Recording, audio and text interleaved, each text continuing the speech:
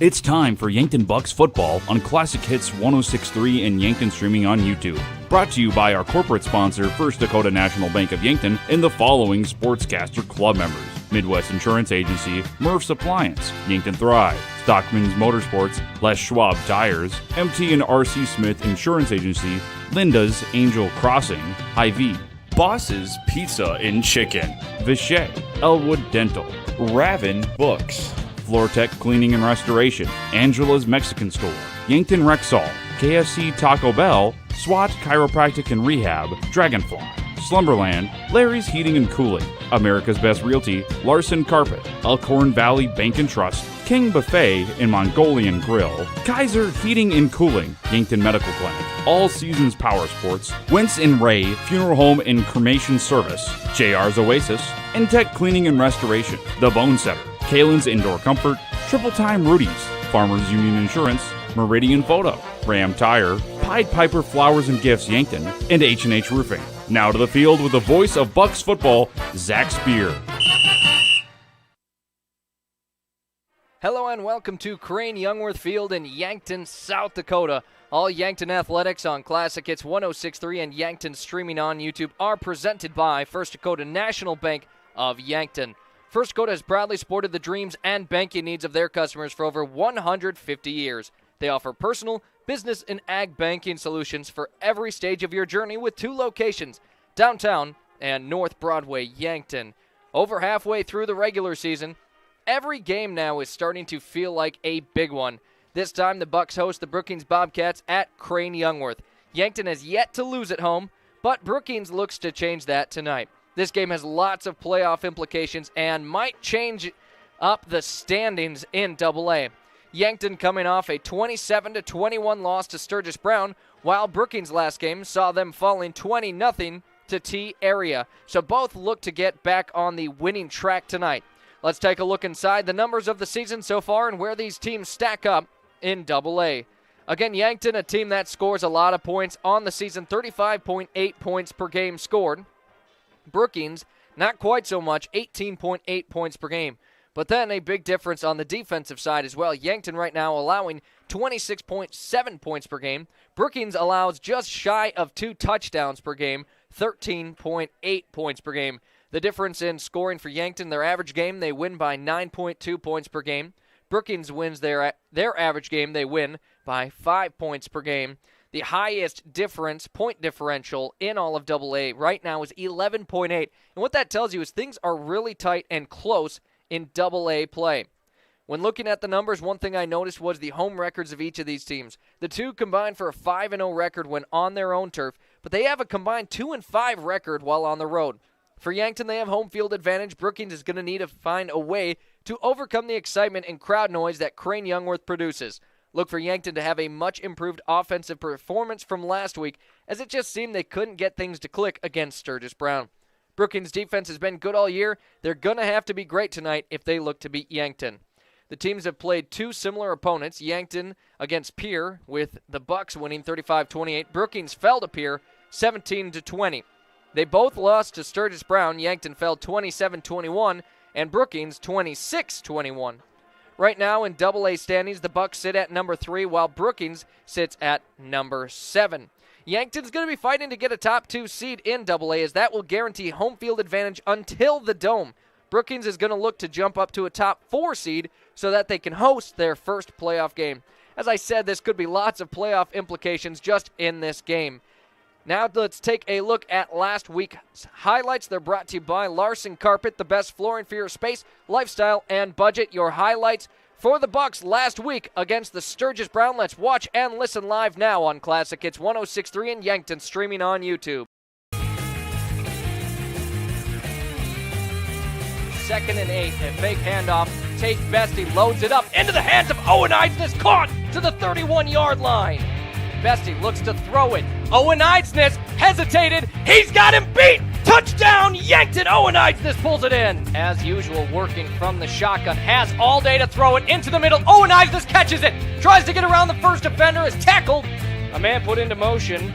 Here, it's Ethan Graff. And again, up the middle. Sturgis tries it. Peter Pye going nowhere. He'll take the snap. Kano wants to run it himself, but the option is Zol Irian. Play is blown up by Brennan Gilmore. Vesey wants it all, goes deep to Owen Eisnes, somehow pulls it in! Touchdown, Yankton! Vesey with it, has time across the middle. Cale Hazelhorst, a huge pickup. Yankton gets a first down. It's moving. They'll take the snap up the middle again. Sidlacek, this time he's got some room. Puts down the boom up to the 34-yard line. On second and goal, Vesey, the hard count, hands it off. Sidlacek on the far side, brings it in. Touchdown, Yankton. Or do they just try to draw Yankton offside? They'll take the snap. Kano in the middle, fires it. This time picked off. Yankton with the interception. We're tied up at 21 apiece. A quick pass to the outside. It's caught. Immediate pressure brought down. Carter Boomsma, big play.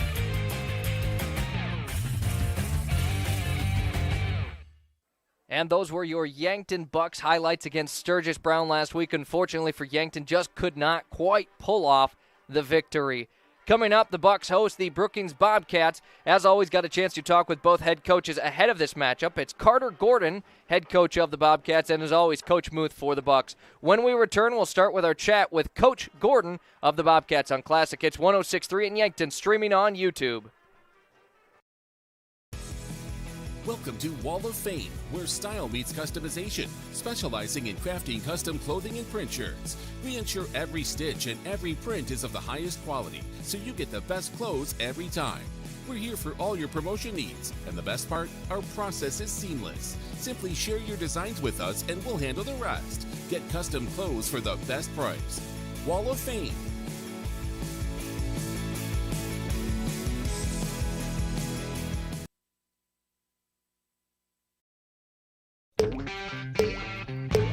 For whatever plumbing needs that come your way, trust your local guys at Pfeiffer Plumbing and Heating of Yankton. Leaky faucets, boilers, or anything in between. Rest assured, it'll get done the right way. Looking for new plumbing? You got it. Pfeiffer Plumbing and Heating takes care of residential and commercial, from houses to hospitals to banks. Pfeiffer Plumbing and Heating of Yankton takes away the stress and provides great results.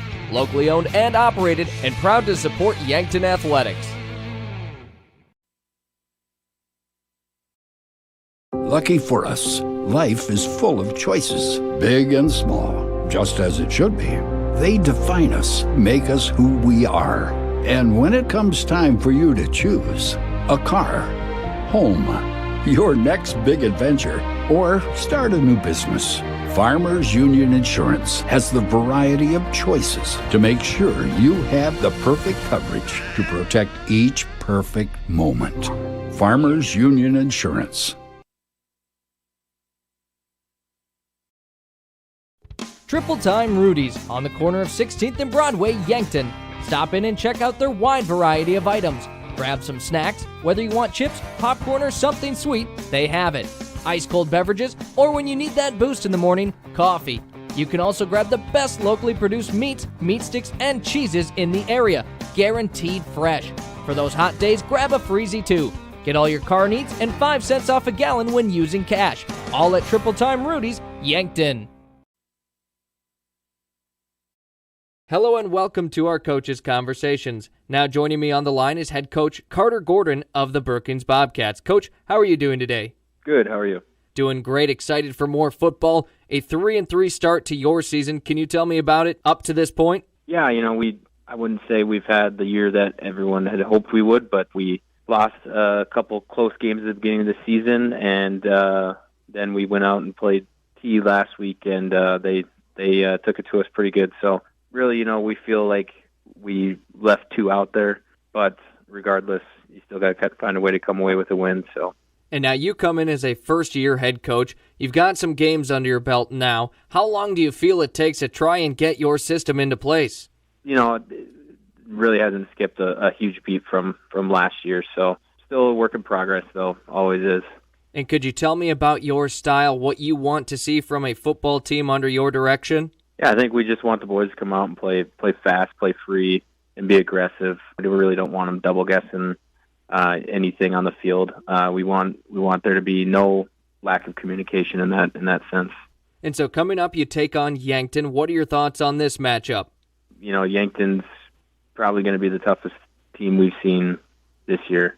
You really can't take a play off against Yankton. They're a fast, physical team. They play with aggression, and if you take a snap off, they're going to either rip off a big play for a touchdown, or they're going to get in the backfield, make a sack, disrupt the play. You got to be honed in on everything you're trying to do when you play Yankton. And so could you tell me a few of the players on your team who come up with big plays game in, game out?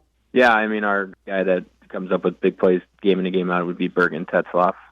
He's a two-way player for us, plays middle linebacker and plays tight end, and he's constantly flying around, and he just has a knack for finding the ball and finding the ball carrier, going up and making a catch for us in a big moment. He also carries the ball for us on offense out of a wildcat formation. So he's kind of our guy out there. But we do have quite a bit of seniors, more so on the defensive side, and so that makes things a little bit easier in terms of communication, what we're trying to accomplish. And so when your team is playing well, what is it that they're doing really well? Executing. I think if we're playing really well, we're not missing a beat in terms of executing a play or a scheme or our roles on defense. I think the big question is if we're going to come out and execute. And if you could pick just one thing to improve that you've seen throughout the season, what would that be? I think it's the lapse of focus from time to time. I think as a staff has tried to work on that. We let kids know that you can't give anyone an inch in 11AA because they'll take a mile, and they'll be on you for that reason. But just stay focused, know what you need to do your role. And so I assume focus might be an answer to this as well, but what are some things you'd really like to see your team do well in this matchup? Yeah, focus, but also execute the plays the way we've repped them all week. Don't go Wild West and try to do something you're not supposed to. Just go out there and play how we've been teaching you.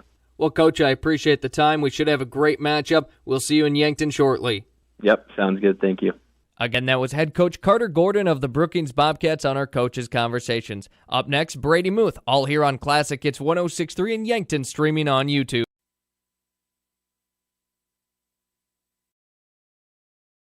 Interior technicians. Jerry, I need your help. I'm in a real pickle. How can we help? We clean carpets, furnace and duct cleaning, mold remediation, fire restoration, water damage restoration, office cleaning, and much more. No, Jerry, I'm in a real pickle. I'm stuck and I can't get out. Hang on, I'll send you pics so you can see what I mean. Oh my gosh. When you need it clean, call the Intech team. Fixing pickles since 1984. The Bonesetter Chiropractic, Yankton. I'm Dr. TJ Stotes. When you need chiropractic, we're here. We use a hands-on approach, decompression traction, electrical stimulation, acupuncture, and state-of-the-art examination techniques. We're happy to offer exercise and supplement advice as well. The Bonesetter Chiropractic, 215 Mulberry, Suite 9, Yankton. Call or text 605-401-5701. Bringing you comfort when there's discomfort. Starting the first bank in South Dakota was the easy part, earning the confidence of local farmers, helping families account for their dreams, and securing the future for countless businesses took us a little longer. We owe it to the hard workers, big dreamers, and forward thinkers out there. Thank you for making South Dakota a great place to call home.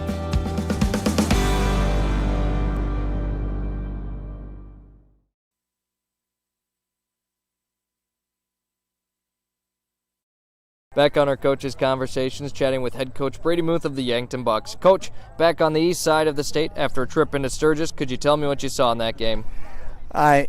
Sturgis is a good team, and I don't want to take anything away from them. I don't like the term trap game because I think it discounts your opponent, so I'm not going to say that, but I do think we maybe listen to our ego a little bit instead of the scouting report. I think we got a little bit too far out in front of our skis, and we're really happy with the way we were playing and forgot that we needed to go out and compete to win a football game. And so, in a game like that, you have a couple things that don't go your way, and you feel like things are unraveling, and the natural knee-jerk response is to grab on tighter and try to gain control of that. And I think what we've learned is that the best thing to do is just keep going. Just, don't try to do too much. Stay within your own self and stay within your own skill set and just do your job, and things will take care of it. The frustrating thing is we did that against Pierre. Against Pierre, it was a back and forth game, and it was a tight game, and there were things that we had to do to overcome some adversity, and we did that.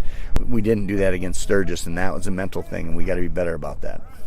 Seemed like the offense wasn't quite clicking like usual, some miscommunication on the field. Is that something the guys have worked on this week? Yeah, and that was a situation. I think what you saw there with the offense, I think the offense got caught up in, we got to try to do a little bit more here. Everybody trying to do more. And when you try to do more, you forget to do your job. And that's part of what happened. It was, I wouldn't necessarily call it miscommunication. It was just misplay. Like I said, just guys doing things a little bit out of the ordinary, and we missed spots. And so those things are frustrating. But we got that fixed. I mean, we talked to him. We said, you don't have to be in the perfect route. There are certain situations where guys can change. We can change routes, and we want them to have that ability to do that. So we're not going to take that away from them. But the other thing we told them is, the perfect route is the route that's executed perfectly. It doesn't necessarily mean it's, a vertical is really good here as opposed to a post or a hitch. It's not that. It's run your route perfectly, and that's how you get open, not by being in the perfect route. Now, it was a game that came down to the wire just like last week. What kind of experience can both you and the team get from these situations? Because we know come playoffs, games are going to be close. Yeah, I think the lesson we take away from that game is there was some adversity in that game, whether it was turnovers or our execution on offense or defense or penalties or any of those things. Depth chart issues. There was adversity. There's going to be adversity. We can't focus on the adversity. We got to focus on what we can do to overcome that adversity and make sure that we got the tools, no matter what comes our way, to overcome it. We didn't pack the right tools on Friday night. We made sure that the tools that we got in the kit are the right one, and they're sharper this week. Coming up, you host the Brookings Bobcats. What are your thoughts on this matchup?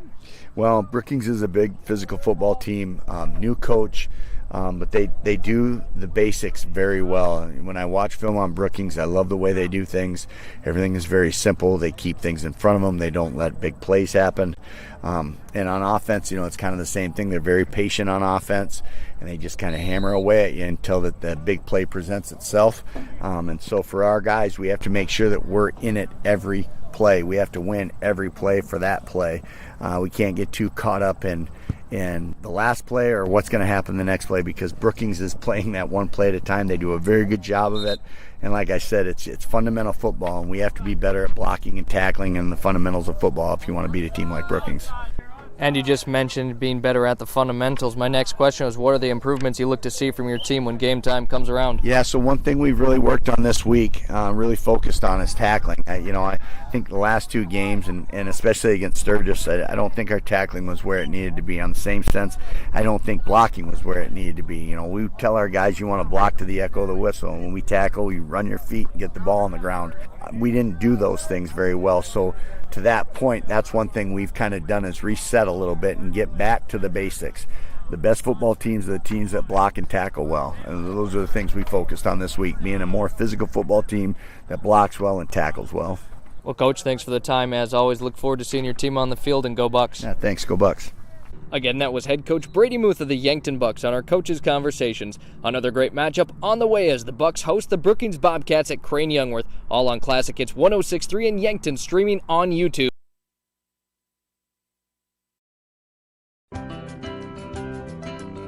Authentic Mexican food goods with the family touch is here in Yankton at Angela's Mexican Store. From fresh produce and meats to the spices and the snacks you miss from home. Traveling or just moved? No problem. They accept money from many different countries. Check out the different kinds of money on the wall. Family owned, family loved. They treat you like family. Angela's Mexican Store, where culture meets community. Stop in today.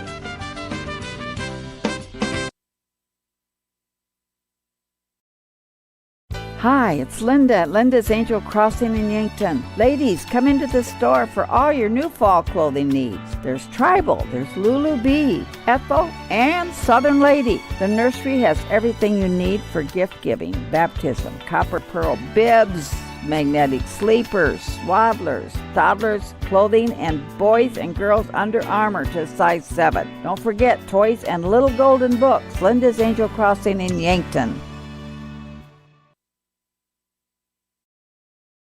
Les Schwab Tires, located at 2809 Broadway in Yankton. It's the place to buy tires with all different tread types to fit your needs and rims ready to make your vehicle shine. Not only do they sell tires, they fix them too. Flats, brakes, alignments, and more, you can feel confident that your car will be taken care of. No waiting for your tires, they should have them in stock. If you're looking for tractor or semi-tires, those are available too. Les Schwab Tires, where the sign says it all. MT and RC Smith Insurance has been a part of the Yankton community since 1949. Our agency would love to help you with your home, auto, business, life, and long-term care insurance needs. We take pride in providing you with quality service when you have a claim or need to make changes to your coverage. The MT and RC Smith Insurance Agency is flexible to meet with you in person or at the office at 204 West 4th Street. Give them a call for insurance changes, payments, claims, or service requests.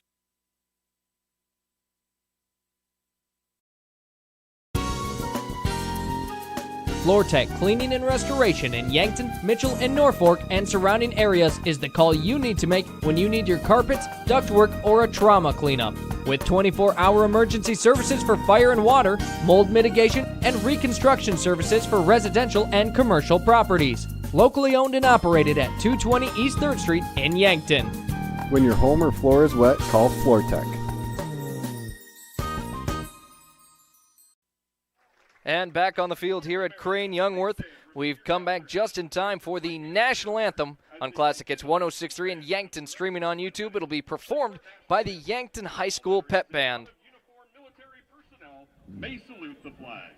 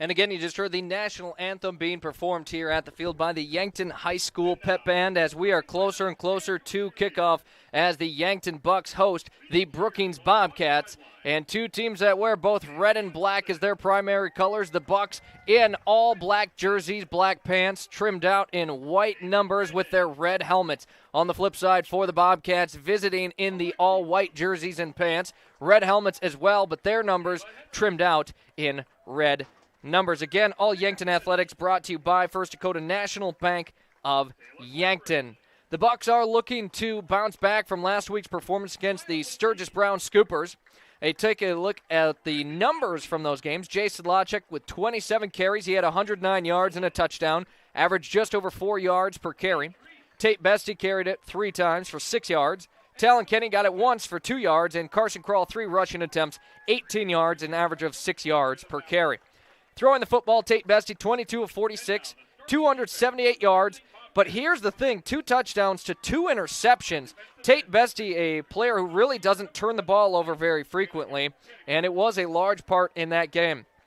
Catching the football, Abel Bryan, 1 reception for 9 yards. Owen Eidsness, 11 receptions for 189 yards, 2 touchdowns, but 1 fumble loss that went through the back of the end zone, causing a touchdown to turn into a turnover. Cale Hazelhorst, 4 catches, 49 yards. Jay Sedlacek, 3 catches for 7 yards. Carter Boomsma had 2 catches, 15 yards. And Tegan LaCroix, 1 reception, 9 yards. There was 1 big defensive play for the Bucks in this game, and that was Easton Fieser, who came up with an interception. It's time for your starters that are brought to you by Larry's Heating and Cooling of Yankton and Vermilion. For all your heating and cooling needs, it's Larry's Heating and Cooling. Anytime, any day. We'll start with the starting offense of the Brookings Bobcats, followed by the starting defense of your Yankton Bucks. For Brookings, up front at center, the sophomore number 50, Jackson Neff. To the left side at guard, senior number 60, Brady Caraway. At tackle, 53, Ty Yeager. On the right side of the offensive line at guard, senior number 71, it's Michael Nelson.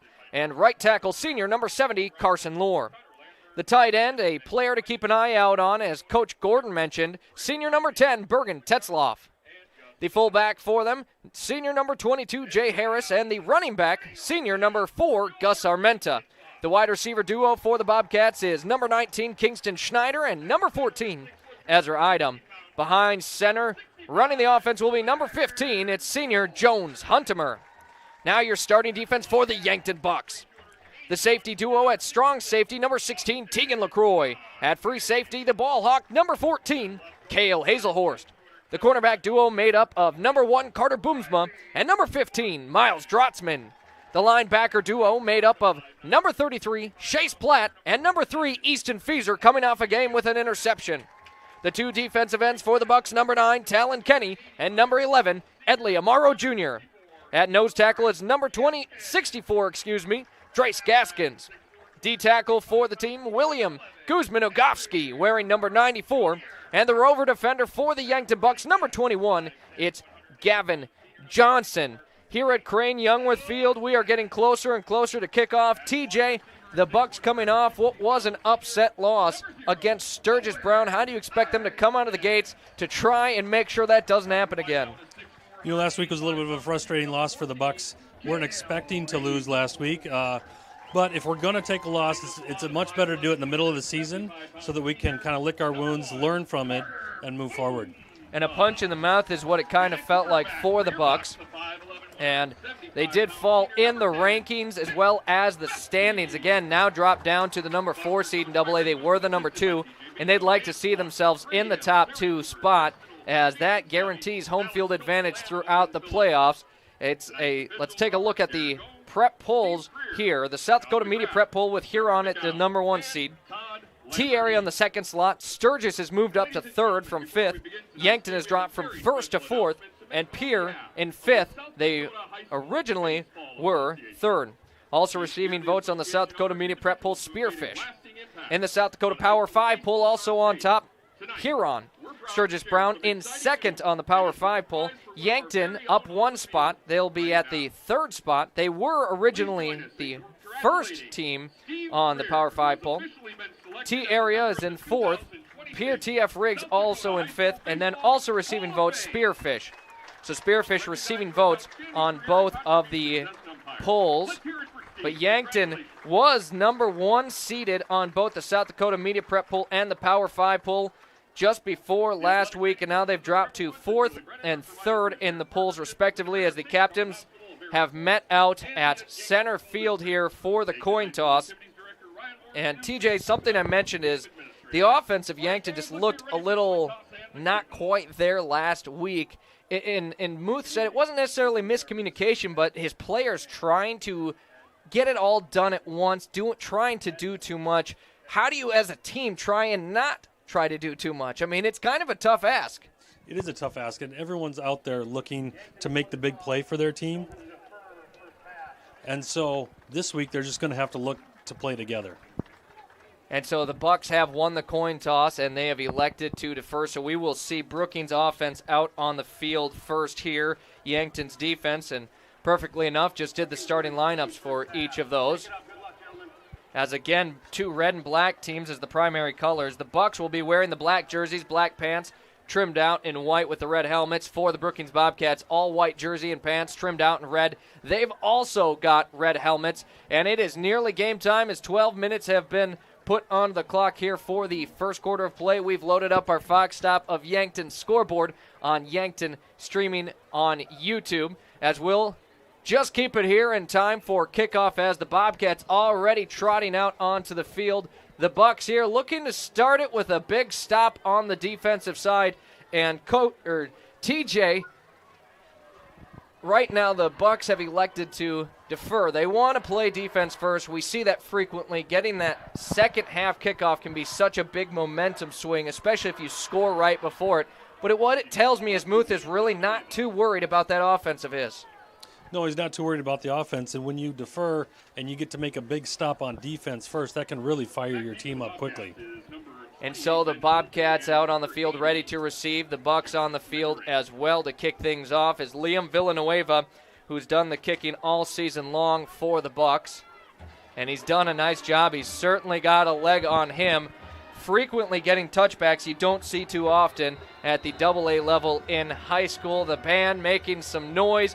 7 o'clock here at Crane Youngworth Field in Yankton, South Dakota, as kickoff is here and Bucks football is live and in action as Liam Villanueva puts this one into the air. Going well back are the Bobcats. They'll let it bounce at the 1. It stays in bounds where they have to pick it up. Yankton an opportunity. They swarm the return man. He's brought down around the 2-yard line. And on the return was Ben Schulte for the Bobcats. And TJ, what a great play to start for this Yankton team. And what a job by Villanueva to get it to stay right around the 1-yard line. You know, you can't fault him for thinking that was going to bounce into the end zone. Probably 99 out of 100 times it's going to. It just took a Bucks bounce. So we'll start this one as the Yankton Bucks will start on defense. Bobcats are going to start from their own. They've got them up at the 4-yard line. A huge opportunity for the Bucks to get off to a hot start. Behind center is Jones Huntemer as he'll take the snap out of the shotgun. Up the middle, Gus Armenta will take it. A swarm of Bucks defenders are not going to let this go anywhere. Armenta maybe got back to the line of scrimmage. 2nd and long on the way. Nothing going there as Armenta just ran into countless Bucks defenders as the run defense does not give up an inch on that. 2nd and 10 here. Game has just started. We've got our Fox Stop of Yankton scoreboard loaded up on Yankton, streaming on YouTube. Again, out of the shotgun is Jones Huntemer. This time he looks to throw it across the middle. Nearly picked off. It's dropped, though. Falls incomplete. Tegan LaCroix got his hands on it. Would have been a tricky catch had he pulled it on. But 3rd and 10 here, TJ, and what a great start for the Bucks defense. Excellent start. Tegan was kind of doing a little karaoke dance around the receiver there. He couldn't quite get his hands up, otherwise I think he would have walked away with that. And with how far into Brookings territory the football is right now, that one very well could have been returned for 6. Instead, we've got 3rd and 10, a big moment early on in the game as Yankton's defense looks for a big stop. Huntemer working from the shotgun, a duo of receivers on each side of the line. Rolls out of the pocket on the near side here, getting tracked down by Feaser. He'll run it out of bounds for a pickup of only 3. 4th down, Yankton's going to get the football. Excellent pursuit and beat the quarterback to the sideline. Feaser stops him, and now we're going to go to the punt. And as you said, just a great job there by Easton Feaser, not giving up anything. Jones Huntemer trying to set that edge. Instead, he's pushed out of bounds after a pickup of only a couple yards. 4th and 7 here from Brookings' own 7-yard line. They'll be forced to punt it. Owen Eidsness to return it for the Bucks here. He is standing at the Brookings 42-yard line as the punt, a wobbler. It'll bounce around the 34-yard line. Eidsness picks it up and just takes a knee at the 44-yard line of the Bobcats. Under half the field to go here for this Yankton offense as they look to get rolling early, and it's pretty much a picture-perfect start here for the Bucks. Couldn't ask for anything better to stop them 3 and out and get the ball back at the 44-yard line. So not a long field to go here as this Bucks offense looks for an improved game from what we saw out of them last week. Tate Bestie will work from the shotgun with a pair of receivers to the left, 1 to the right. Now we are missing Abe O'Brien, a big part of this Yankton offense. As flag will fly, we've already got movement, and this will be 5 yards one way or the next. And it looks like Yankton knows it's on them. It'll be a false start. Snap infraction, offense, number 65. They'll call it a snap infraction. That'll go against Ben Bowman.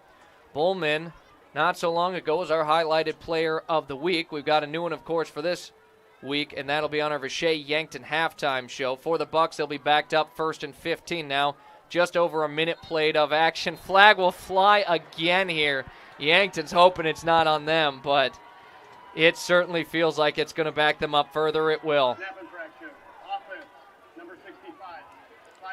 Ben Bowman back-to-back snap infractions makes this a 1st and 20, and Well, TJ, we were just talking about a perfect start for the Bucks. 2 penalties, and it's not looking so perfect right now. No, it's not, and nothing like a challenge to start the game here. 1st and 20. So 1st and 20, it almost puts you in an automatic passing position here if you're the Yankton Bucks. A wing formation with 2 backs in the backfield here for Yankton as Bestie will take the snap, looks to throw it. Out of the backfield hits Tegan LaCroix. He's got some wheels. Up to the original line of scrimmage, he goes out of bounds. Gets about half of it back, and a completion right out of the gates here for Yankton. That'll make it 2nd and 10, and that makes it a much more manageable here as you got half of the yardage needed on the first play. Good play call. They just went right underneath and let Tegan quickness get to the edge and pick up 10 yards. Tegan LaCroix, a very fast player here, is out of the shotgun. They'll hand it off to Jay Sedlacek. Jay Sedlacek somehow, no, I was watching the blocker. He gets a couple yards. To me, it looked like the blocker had the football and would have had extra, but a pickup of 2 yards there for Jay Sedlacek makes it 3rd and 8, so a 3rd and long situation for the Bucks to start as they look to move the chains here. Into motion goes Tegan LaCroix. Tate Bestie. And there's some pre-snap movement, and this one's probably going against Yankton again. It will this time. It's a false start going against Riley Mortensen, and 3rd and 13 for Yankton right now, just kind of shooting themselves in the foot. 3 penalties, not even 2 minutes into the game, all on Yankton's offensive line. 3rd and 13 here. They work from the Brookings 47-yard line. They need to get up to the 34-yard line. Tegan LaCroix will move sides of the line. Bestie backs up. Has some spacing. Fires it last second at the line, making a diving effort. Unable to pull it in as Owen Eidsness falls incomplete. 4th and long, and now Yankton will be forced to punt it away. We knew Brookings' defense was going to be good in this game, but TJ, when you have 3 penalties for 15 yards on the same set of downs, it's going to be awfully difficult to convert a first. The hard part was even that last play, they almost could have called another one as Bestie moved quickly before the snap. So we got to get that under control or else it's going to be a very long night. And so Liam Villanueva now in for the punt as he gets it up, and a high booming punt. That one put far back, bounces around the 4 into the end zone. Nearly another. We almost saw Brookings starting from their own 5 again, but instead this one will hit the end zone, and Brookings will get the football at their own 20-yard line for their 2nd offensive set of the night. Yankton's defense right back on the field after about a minute and a half possession for the Bucks offense. For Brookings, they've got 3 yards of offense off of a 3-yard carry from James Huntemer.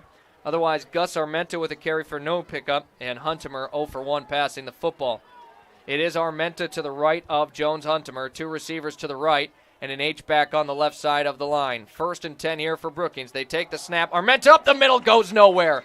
Armenta's going to lose a yard on this one, 2nd and 11.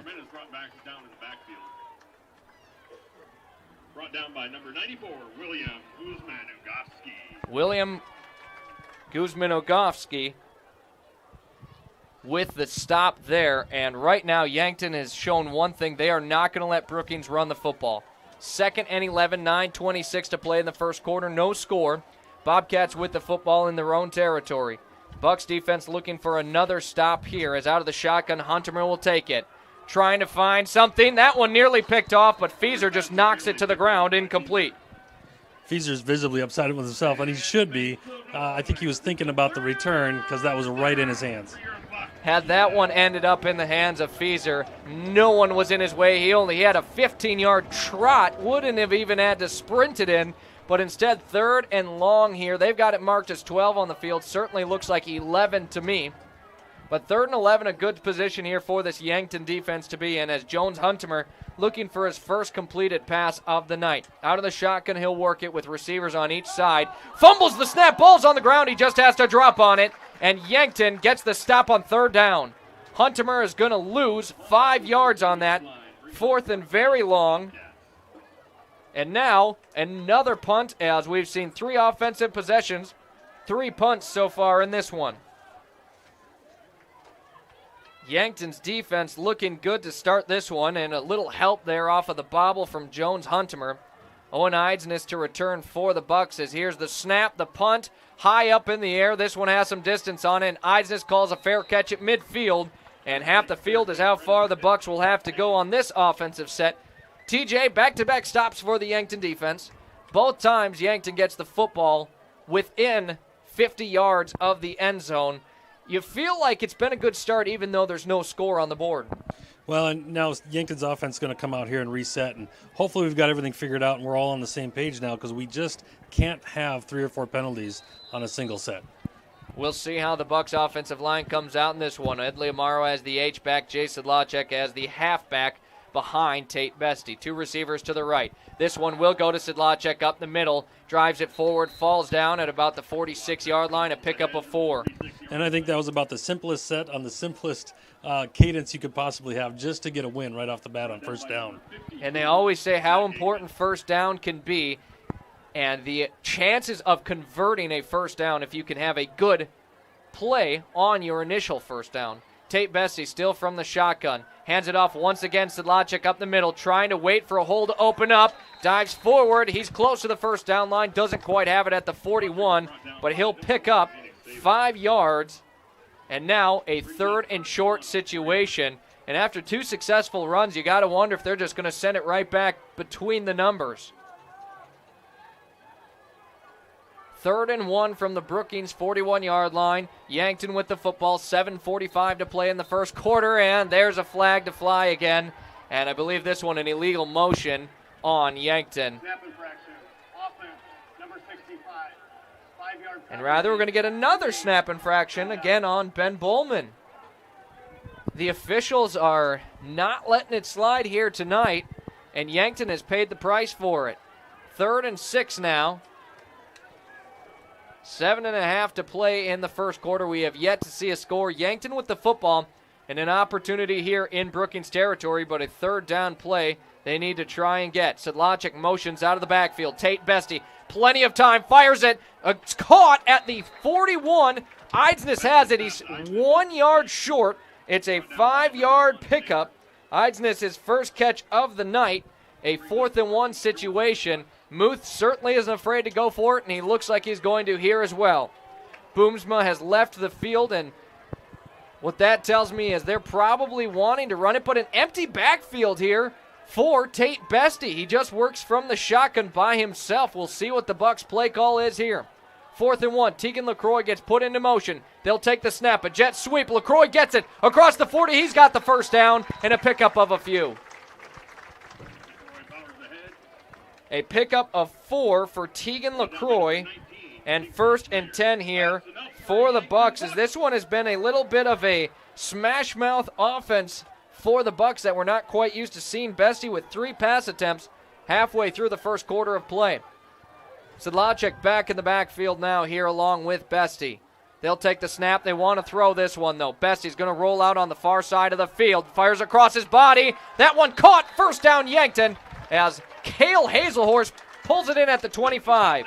And Hazelhorst was camped down right in the middle of 3 Brookings defenders, and he dove at that. Great placement by Bestie. Excellent first down. A 12-yard pickup there as Yankton is moving the chains now from Brookings' 25-yard line, 1st and 10. Sedlacek gets it up the middle. He's met with contact immediately, falls forward for a pickup of 2. And right now, Sedlacek has not had much room to run off of his 4 carries right now for 13 yards. Boomsma and Hazelhorst both sub out of the game here. 2nd and 8. A strong set formation here for the Bucks. 1 receiver on each side. Eidsness far out to the left. Again, Sedlacek gets it up the middle, puts his shoulder down at the 20.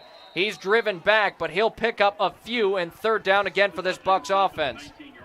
A pickup of 4 for Jay Sedlacek, and it is 3rd and 4. That first down marker right at the Brookings 15-yard line. We're already nearing the 5-minute mark here in the first quarter. Boomsma and Hazelhorst out to the right side. Eidsness and Tegan LaCroix on the left side here for Yankton. 3rd down, 4 yards needed in Brookings territory. Backing up is Tate Bessie. All day rolls out of the pocket, fires it. That one off of the hand of Cale Hazelhorst falls incomplete. 4th and 4. It's decision time for Muth, as it does look like not the field goal unit. Yes, it is. Kevin Ortiz is on the field. He was hidden a little bit by the big lineman they sent out behind him. Kevin Ortiz is on for the try from the 19-yard line. That makes this a 36-yard attempt for Kevin Ortiz. This would get Yankton on the board, 3-0. A 4th and 4. Muth chooses to not kick it, go for it. Ortiz's kick looks on, bounces off the crossbar, and in. The field goal is good. We'll show some love. Get the replay of Kevin Ortiz on a 36-yard field goal. It's 3-0. The Bucks lead it with 4:38 to play here in the first quarter of play on top of the Brookings Bobcats. We'll take a break. When we return, it's kickoff and the Bobcats to return. That's all on Classic Hits 106.3 and Yankton streaming on YouTube. You're watching and listening to Yankton Bucks football. MT and RC Smith Insurance has been a part of the Yankton community since 1949. Our agency would love to help you with your home, auto, business, life, and long-term care insurance needs. We take pride in providing you with quality service when you have a claim or need to make changes to your coverage. The MT and RC Smith Insurance Agency is flexible to meet with you in person or at the office at 204 West 4th Street. Give them a call for insurance changes, payments, claims, or service requests. Back here on the field at Crane Youngworth as the Bucks lead at 3-0 with 4:38 to play in the first quarter. It's a low-scoring start to this one as some other games going on. Watertown and T-Area battling it out. Watertown currently in the lead, 9-7 over T-Area. 7 minutes left in the third quarter. That's a good one to keep an eye on. Brandon Valley is playing Mitchell, 42-0. They're up in the second quarter. Pierre T.F. Riggs takes on Sturgis Brown with Pierre leading 7-0. And then other games, Douglas and Spearfish Huron and Aberdeen Central, no updates. The kick here caught at the 10-yard line and brought up, trying to get to the outside there at the 20, crossing, falling forward to the 27-yard line, and that's where Brookings will start with this set on offense. It's their best starting field position of the night. Ben Schulte on the return again. And at the 27, as I said, that's the best starting field position here for the Bobcats tonight, TJ. And you got to feel a little better if your offense not working from your own end zone. A little breathing room always helps. I think we'll look to see the Bucks offense, our defensive line, continue to control this line of scrimmage, though. 1st and 10 for the Bobcats, a fullback and a halfback as Armenta gets it, trying to wait for anything to open up. Not much will. He falls forward, a pickup of maybe 1.5 yards. They'll give him 2 as Gus Armenta, his 3rd carry of the night, for a total of 1 yard after he picks up 2 there. 2nd and 8 on the way. Drace Gaskins makes the tackle there, and this Bucks defense right now has looked very good to start this game, not giving up anything to Brookings, in a game that just feels like it's flying by. Under 4 minutes already to play in the first quarter, as it's only 7-18 here at Crane Youngworth. Play action here as backing up is Huntemer. He's hit. This one in and out of the hands of his receiver. Again, nearly picked off, but this one hits the turf incomplete. Tip Joe there is just a little bit too low for Hazelhorst to come up with it. So Bergen Tetzloff was the intended receiver, and that was the one player Coach Carter Gordon made sure to tell me to keep an eye out on. He makes plays for them on offense. He makes plays for them on defense. No matter what, he is a player to keep an eye on. He's just good at what he does. Once again, a 3rd and long situation for Brookings. 8 yards is what they need. They need to get up to the Brookings 37-yard line. Out of the shotgun, Huntemer will work. He's got Armenta directly behind him. Armenta throws a block. Huntemer fires it deep. This one down the sideline, out of bounds, incomplete. 4th down once again here for the Bobcats, and Yankton's defense once again gets another stop as Jones Huntemer will start this game 0 for 4. And right now, TJ, I think 0 for 4 for 0 yards for Jones Huntemer is actually looking pretty good, because 3 of those 4 could have been picked off. 4th down here for the Bobcats. Eidsness once again on the field to return the punt, as this one a line drive.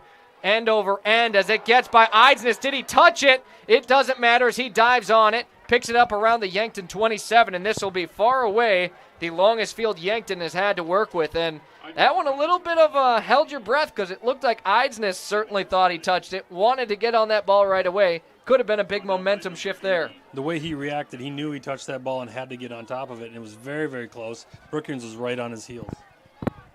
1st and 10 here for the Bucks as they start on their own 27-yard line. It is the first time their offense has worked from their own side of the field. If you can have that all game, that certainly is going to help your chances. Out of the shotgun, he'll hand it off Sedlacek. Sedlacek just right up the middle, nothing going on there. Gets back to the line of scrimmage, 2nd and 10. This Brookings defensive front is doing a good job of secondarily holding our line. Our line is firing off the ball and getting the first hit, but we're only managing to gain 2 to 3 yards each carry. And the run game for Yankton, you'd really like to see it get going, as that's been kind of an issue this season so far. Tate Bestie now in the pocket, has a clean pocket, but still decides to roll out on the far side. Fires it, this one caught. Carter Boomsma has it, dives forward to the 42-yard line. First down, Yankton. A 14-yard connection from Tate Bestie to Carter Boomsma.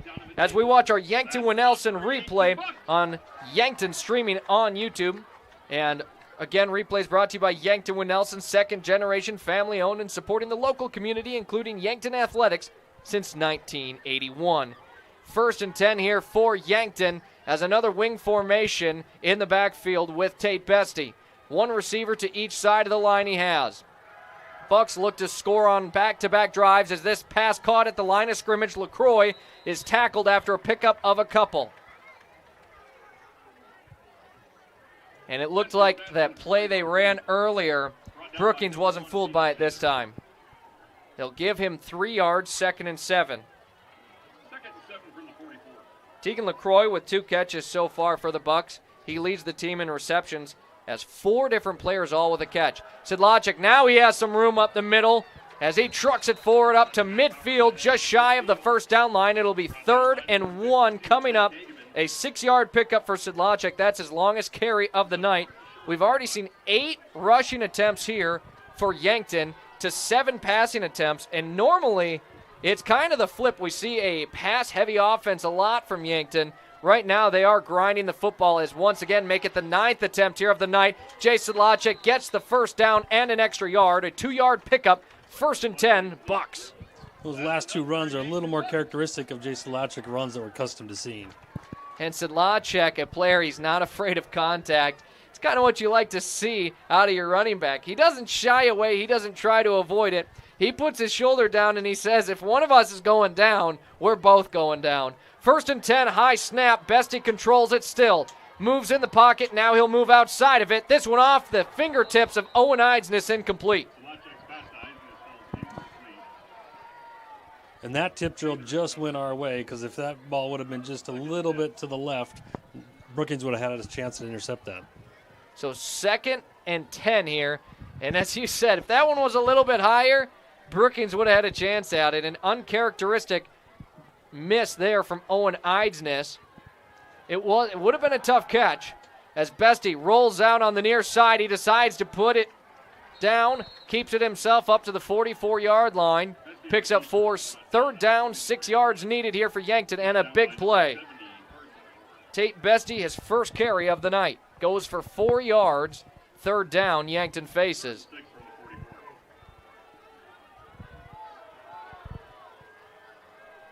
And for Yankton, 3 receivers set over to the right side, only 1 to the left for Tate Bestie, who works out of the shotgun. Under 30 seconds to play in the quarter. Pump fakes to the left side, moves back in the pocket, now facing pressure. He's brought down and sacked. It'll be 4th down for Yankton, and another punt will be forced as Brookings gets home and stops this drive of Yankton. You know, Tate Bestie just got to feel that pressure coming. He knew he was in the pocket for a long time. Normally we see him leave a pocket quickly. That time he sat down too long. That'll be 4th down as that reaches the end of the first quarter. Your score 3-0. The Bucks lead this one in a close one. We'll take a break. We'll be back for the second quarter all here on Classic Hits 106.3 and Yankton streaming on YouTube. Bucks football brought to you by First Dakota National Bank of Yankton. FloorTech Cleaning and Restoration in Yankton, Mitchell, and Norfolk and surrounding areas is the call you need to make when you need your carpets, ductwork, or a trauma cleanup. With 24-hour emergency services for fire and water, mold mitigation, and reconstruction services for residential and commercial properties. Locally owned and operated at 220 East 3rd Street in Yankton. When your home or floor is wet, call FloorTech.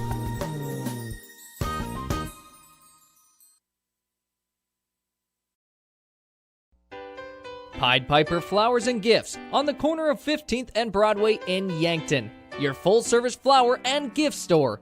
Beautiful fresh flower arrangements to artificial arrangements. Gifts, sympathy, foodie items to snarky gifts. Stop by and let the gals at Pied Piper give you the personal service you deserve. Brighten your day and head to Pied Piper Flowers and Gifts, where you'll find something new every time you go. Pied Piper Flowers and Gifts Yankton, they deliver. Back on the field, it's 4th and 16 for the Bucks offense, who just got stopped after the Brookings sack. And the punt team back out on the field. Liam Villanueva for his second of the night. This one faced some pressure, but a nice spiral on that punt. It goes way back inside the 10, inside the 5. Yankton is going to pin Brookings at about the 3-yard line. And talk about a game of starting field position so far. For Brookings, their offense really hasn't been given much of an opportunity. It is tough when you are worrying about that safety, giving up points. Now they're going to be starting within their own 5-yard line. Liam Villanueva right now, you might consider him the MVP in this game right now. A great punt and a good job by Will Sager to track that down on the 3-yard line. And now for Brookings, even with 3 yards of a little bit of cushion, that's hard to even run at a 3-yard from your end zone. So 1st and 10 from the 3, Brookings has it, and this one is going to be tough.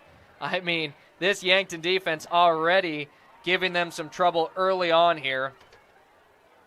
And right now you're working from your own 3-yard line.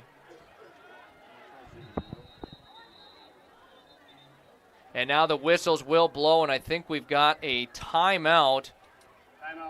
And it'll be called against Brookings will call it, excuse me. It's a Lindsay Echo Water Systems of Yankton water break. Locally owned for 4 generations. Call them for water softening and purification. Salt, reverse osmosis needs, and bottled water. That's Lindsay Echo Water Systems of Yankton. They're taking a break on the field. We'll take a break in the action. When we return, Brookings pinned within their own 5-yard line.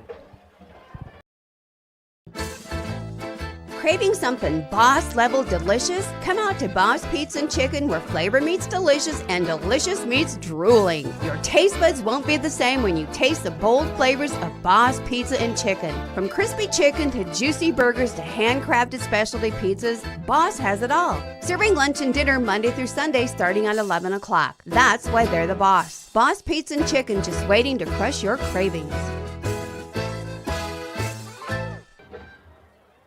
Back on the field, just in time for 1st and 10 for the Bobcats offense. They're on their own 3-yard line as they look to get their first down. Working from the shotgun, just throwing this one out of bounds is Jones. Huntimer felt the pressure, and TJ, no one in the area there.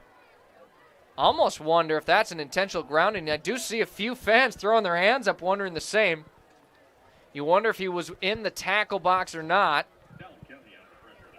Talon Kenny got the pressure to Huntimer, and as of right now, it'll just stand as an incomplete pass, 2nd and 10. Huntimer looking for that first completion on the night. Just credit to this pass defense right now of Yankton. 2nd down and 10. As Huntimer will take the high snap, does reel it in, fires it across the middle, deep. This one in and out of the hands of Tegan LaCroix.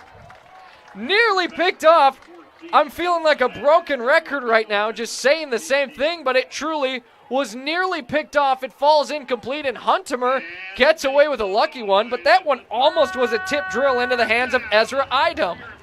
Right, so Tegan LaCroix tipped that ball, and then Eisman almost came up with it for a long completion.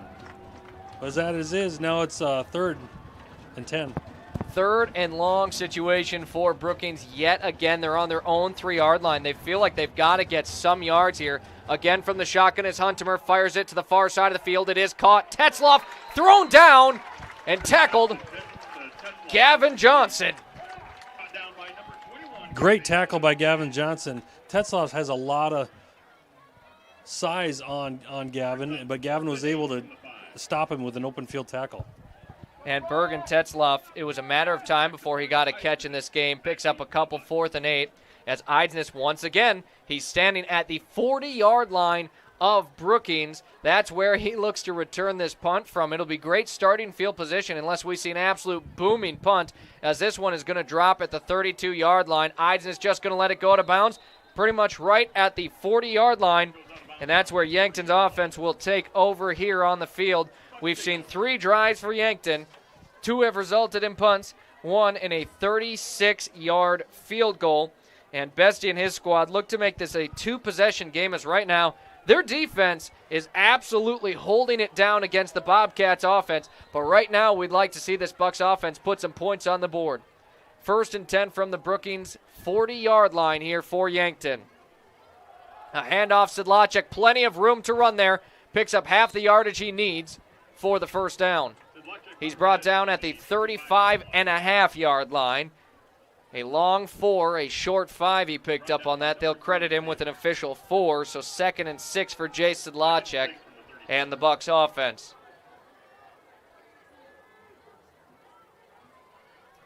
Another handoff. They'll go right back to Sedlacek following his lead blockers. Gets near the first down line before he's brought down. Picks up 5.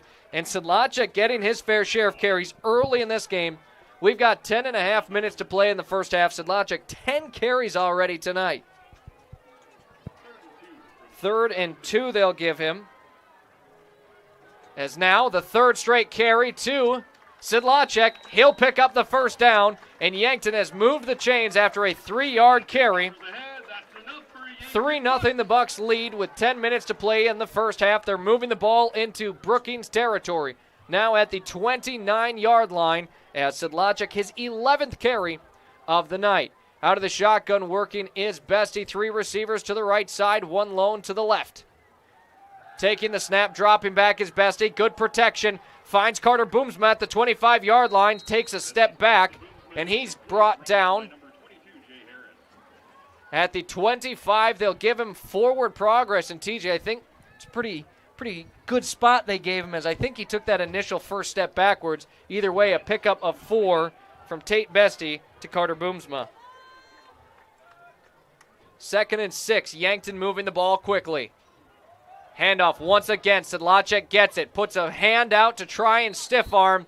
Nears the first down line. He's brought short, but again, 3rd and short, and these are very manageable situations the Bucks are putting themselves into. A 3rd and 2 situation, and really when you just need 2 yards, it's not that difficult. Especially when you have a coach who's not afraid to go for it on 4th down. You feel like you just got to get a yard per play here. A wishbone package here for Yankton. Bestie fires it on the far side. This one falls incomplete. It was out beyond the outstretched hands of Hazelhorst, and it will be Tate Bestie's 4th incomplete pass in 10 attempts so far tonight. And again, we've got the kicking team out there as Kevin Ortiz trying to go 2 for 2 to start this one. A made field goal would make this 6-0. And I don't hate the decision to kick field goals. It's a tough Brookings defense. Take the points when given the opportunity. This one is about a 39-yard attempt, 3 yards longer. The kick is up after a good hold, and this one through and good. Yankton leads 6-0. Kevin Ortiz, 2 for 2 on field goals. Made 1 from 36, now from 39 is good. The Bucks lead it 6-0 with 8:39 to play in the first half of action as we watch that replay. Brought to you by Yankton Winnelson. We'll be back for kickoff in a moment here on Classic Hits 106.3 and Yankton streaming on YouTube. Warmer days are coming, and sooner or later your air conditioning will need to kick in as well. But what if it doesn't? Well, don't wait. Call Larry's Heating and Cooling. With 43 years in the business, we're very knowledgeable on what we do and how we serve our customers. You can rest assured that when you call day or night, someone will always pick up the call. Join our elite club today and become a priority member. Skip the line, get discounts on services, and have no overtime fees. Call Larry's Heating and Cooling for expert service from factory-trained technicians. 6-0 your score with the Bucks on top. 8:39 to play here in the first half. Yankton to kick off to Brookings. It's still a 1-possession game And TJ, it's kind of felt like Yankton's dominated the game, but they only lead 6 right now. It does feel like they've dominated the game, but mostly I think that's because of Yankton's defense. The defense has certainly dominated this game. Offense, they're having a little trouble getting their stride. And as you mentioned, this Yankton defense has not given up a single first down yet. Liam Villanueva, high kick, this one in the air for quite some time, caught at the 4-yard line for Brookings. They look to return it. They get to the 20-yard line before met by the Yankton special teams. And an okay starting position for Brookings. They're probably happy it's just not within their own 5-yard line. And Brookings offense back out on the field for another opportunity here. We'll see if they can manage a first down here. Again, this Yankton defense has swarmed them and not given up anything. Game that's flown by as well. Only 7:35, and we're already in the second quarter with 8:34 to play. 6-0 Bucks lead it. Brookings with the football, though, here. A pair of backs in the backfield here with Brookings. Huntimer will take the snap, hands it off here. Running into a Yankton wall. No pickup there. Yankton's defense once again gives up nothing on first down. Gus Armenta not getting anything rolling here. So far tonight, we're seeing this middle defensive line of Yankton really picking up the tackles. If you look at Yugofsky and Gaskins, they're a little lower on the tackle chart, but they're key to stopping teams. 2nd and 10 here from their own 20-yard line. The Brookings have the football. A bad snap, and now facing pressure. A swarm of defenders will bring Huntimer down behind the line of scrimmage for a sack. 3rd and long yet again. I was going to say, who do you credit with the sack on that one? 3 defenders. They're going to give it to Tegan LaCroix. He's probably happy with that, but a group effort will bring down Huntimer. No opportunity for him to get out of that one as the snap was bad and just not a great start for him on that play. 3rd and 12 here for this Brookings offense. And right now, Yankton's defense has not needed any help, but they'll certainly take a 3rd and long. Huntimer again dropping back to pass. He's brought down by the Yankton defense. Back-to-back sacks. Gavin Johnson will pull in the sack this time, and Yankton's defense is just out of their minds right now. If you count the sacks, they have not even given up more than 5 yards on the defensive side. 4th and long here. It's 4th and 18 for Brookings. They'll be forced to punt with 6.5 to play. Punt is up in the air. Eidsness is going to call for a fair catch.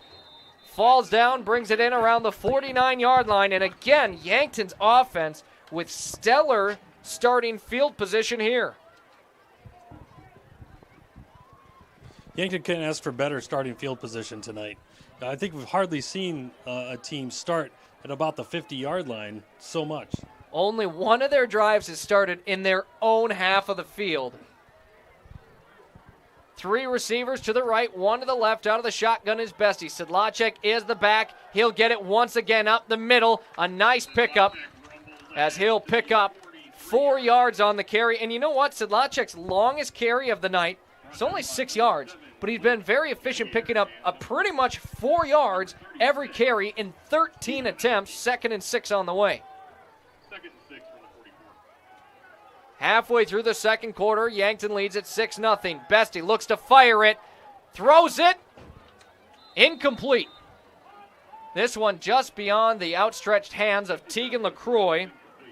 As, again, kind of feels what we saw like last week, is Bestie just not on the same page. Just kind of one step difference between his receiver and his throw right now. Forces a 3rd and 6 situation from the Brookings 44. Yankton on offense, looking to keep this drive rolling and possibly another score. Any type of score would make this a 2-possession game favoring Yankton. 3 receivers to the left, Eidsness to the right. Bestie looks to Eidsness. Eidsness wide open, catches it. First down, Yankton. Owen Eidsness is reliable as they come. And a big pickup there for Yankton from the 44-yard line. They now move to about the 33, a pickup of 11 from Bestie to Owen Eidsness. 1st and 10, Yankton. They move the chains. 2 receivers on each side of the line. A handoff to Sedlacek. Tries sending it outside the numbers. Gets tripped up and brought down at the line of scrimmage. 2nd and 10. Where Sedlacek has had some pretty good running room the last several runs. On that one, there was nowhere to go, and he tried to kick it back to the left, but he got caught. They'll give him a yard on it, 2nd and 9. But really, we haven't seen much of that here on 1st and 10 for Yankton. Usually picking up a few. They'll just send it right back. Sedlacek following his blockers. He stood up near the 30-yard line. He'll be stopped at the 29. And right now, a 3rd and 5 situation after he picks up, well, again, 4 yards on the carry. 5:05 to play here in the first half. 6-0 Yankton leads, and they have just been running the ball. 17 rushing attempts, 12 passing attempts. Yankton really run heavy to start this one. Here's a pass attempt. Bestie fires it deep. That one knocked down, but a flag does fly on the play, and I think that's going to be a defensive pass interference. If it is, that's an automatic first down for Yankton, and they will move the chains closer to the end zone. Believe it was Eidsness, the intended target. And this one, no official announcement, but I'm pretty confident it's going to be pass interference on defense.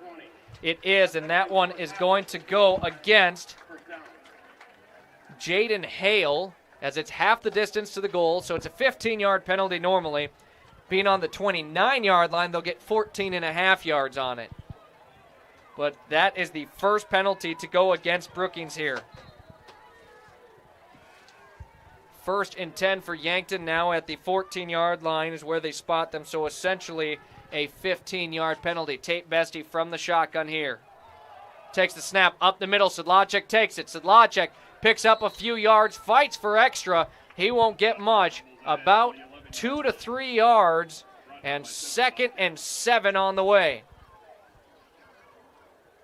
That is already Sedlacek's 16th carry of the night. 4.5 minutes to play here in the second quarter. Tate Bestie from the shotgun immediately rolls out of the pocket. He'll follow his blocks, looking for anything, fires it to the end zone. That one caught. Owen Eidsness, touchdown Yankton. I don't know how he found Eidsness in the end of the end zone, but a 12-yard dart from Tate Bestie to the hands of Eidsness. TJ, what a throw. From up here, it sure looked like he was throwing to Carter Boomsma, who was coming across from the other side of the field. And then all of a sudden, Eidsness comes out of nowhere. What a play by Tate Bestie. Just let his play develop, sat behind those blockers, thought for sure he was going to take off and run with it.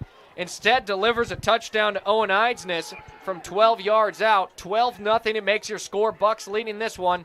And with a 12-0 score, Yankton wants to go for 2 to make this a 14-point difference. Sedlacek, the running back, next to Tate Bestie here on this set. The snap here, they look to throw it. Bestie tucks it in, runs it himself, and it looks like he's got enough. He's in for 2. Tate Bestie runs in the 2-point conversion. We've got a 14-0 score here. The Yankton Bucks lead the Brookings Bobcats with 4:18 to play in the first half. Bucks look good to start this one. Their offense gets their first touchdown here. We'll take a break. When we return, it's kickoff on Classic Hits 106.3 and Yankton streaming on YouTube. You're watching and listening live to Yankton Bucks football. Slumberland Furniture at 2401 Broadway in Yankton, home of Kirkland Furniture Groups, bedroom groups by Laguna, and dining sets by Tower and Catadel. They're also the only place to offer furniture by Flex Steel and the biggest selection of Lazy Boy in the area. The Mattress Gallery is full of the best brand name mattresses in the business, including the all-new Tempur-Pedic Active Breeze personalized climate-controlled mattress. Slumberland Furniture, dining, bedroom sets, and mattresses in Yankton. 14-0, your Yankton Bucks lead on the Fox stop of Yankton scoreboard over the Brookings Bobcats with 4:18 to play in the first half. The Fox stop of Yankton at the corner of West City Limits Road and 30th Street, Yankton, a full-service convenience store with hot food, Godfather's Pizza, personal pizzas, sandwiches, munchies, and beverages. Pay at the pump, gas and diesel fuel, firewood, and propane exchange. Thanks for joining us here at Crane Youngworth. I'm Zach Spear alongside TJ Stotes on Classic Hits 106.3 and Yankton streaming on YouTube. Your Bucks on top, 14-0 over the Bobcats here as it's time for kickoff yet again. Liam Villanueva puts this one into the air. This one a shorter kick than his normal, picked up around the 17-yard line as he'll make a couple defenders miss before being brought down on the return there. Trying to see the number. It's number 80. At first I was thinking it was number 0. It's Jude Meendering for the Bobcats, only a sophomore for his team. So the Bobcats, they'll start with the football on their own 20-yard line. Again, it's just not been great for them for starting field position. Still looking on offense for that first down of the game, and we're nearly at the Vichay Yankton halftime show. 1st and 10 from the 20. Bobcats have the football. They trail 14-0. A man gets put into motion. Now a handoff up the middle. That's going nowhere. A pickup of 1, 2nd and 9 on the way. As Gus Armenta right now, 5 carries in the game, TJ, 1 total yard. And this Bucs defensive line is just continuing to dominate this game. Sure, the offense came down and scored one. It was a very uncharacteristic Yankton Bucs drive with a lot of Chase Sidlacek, a little bit of passing, but here the defense is sure coming through for us.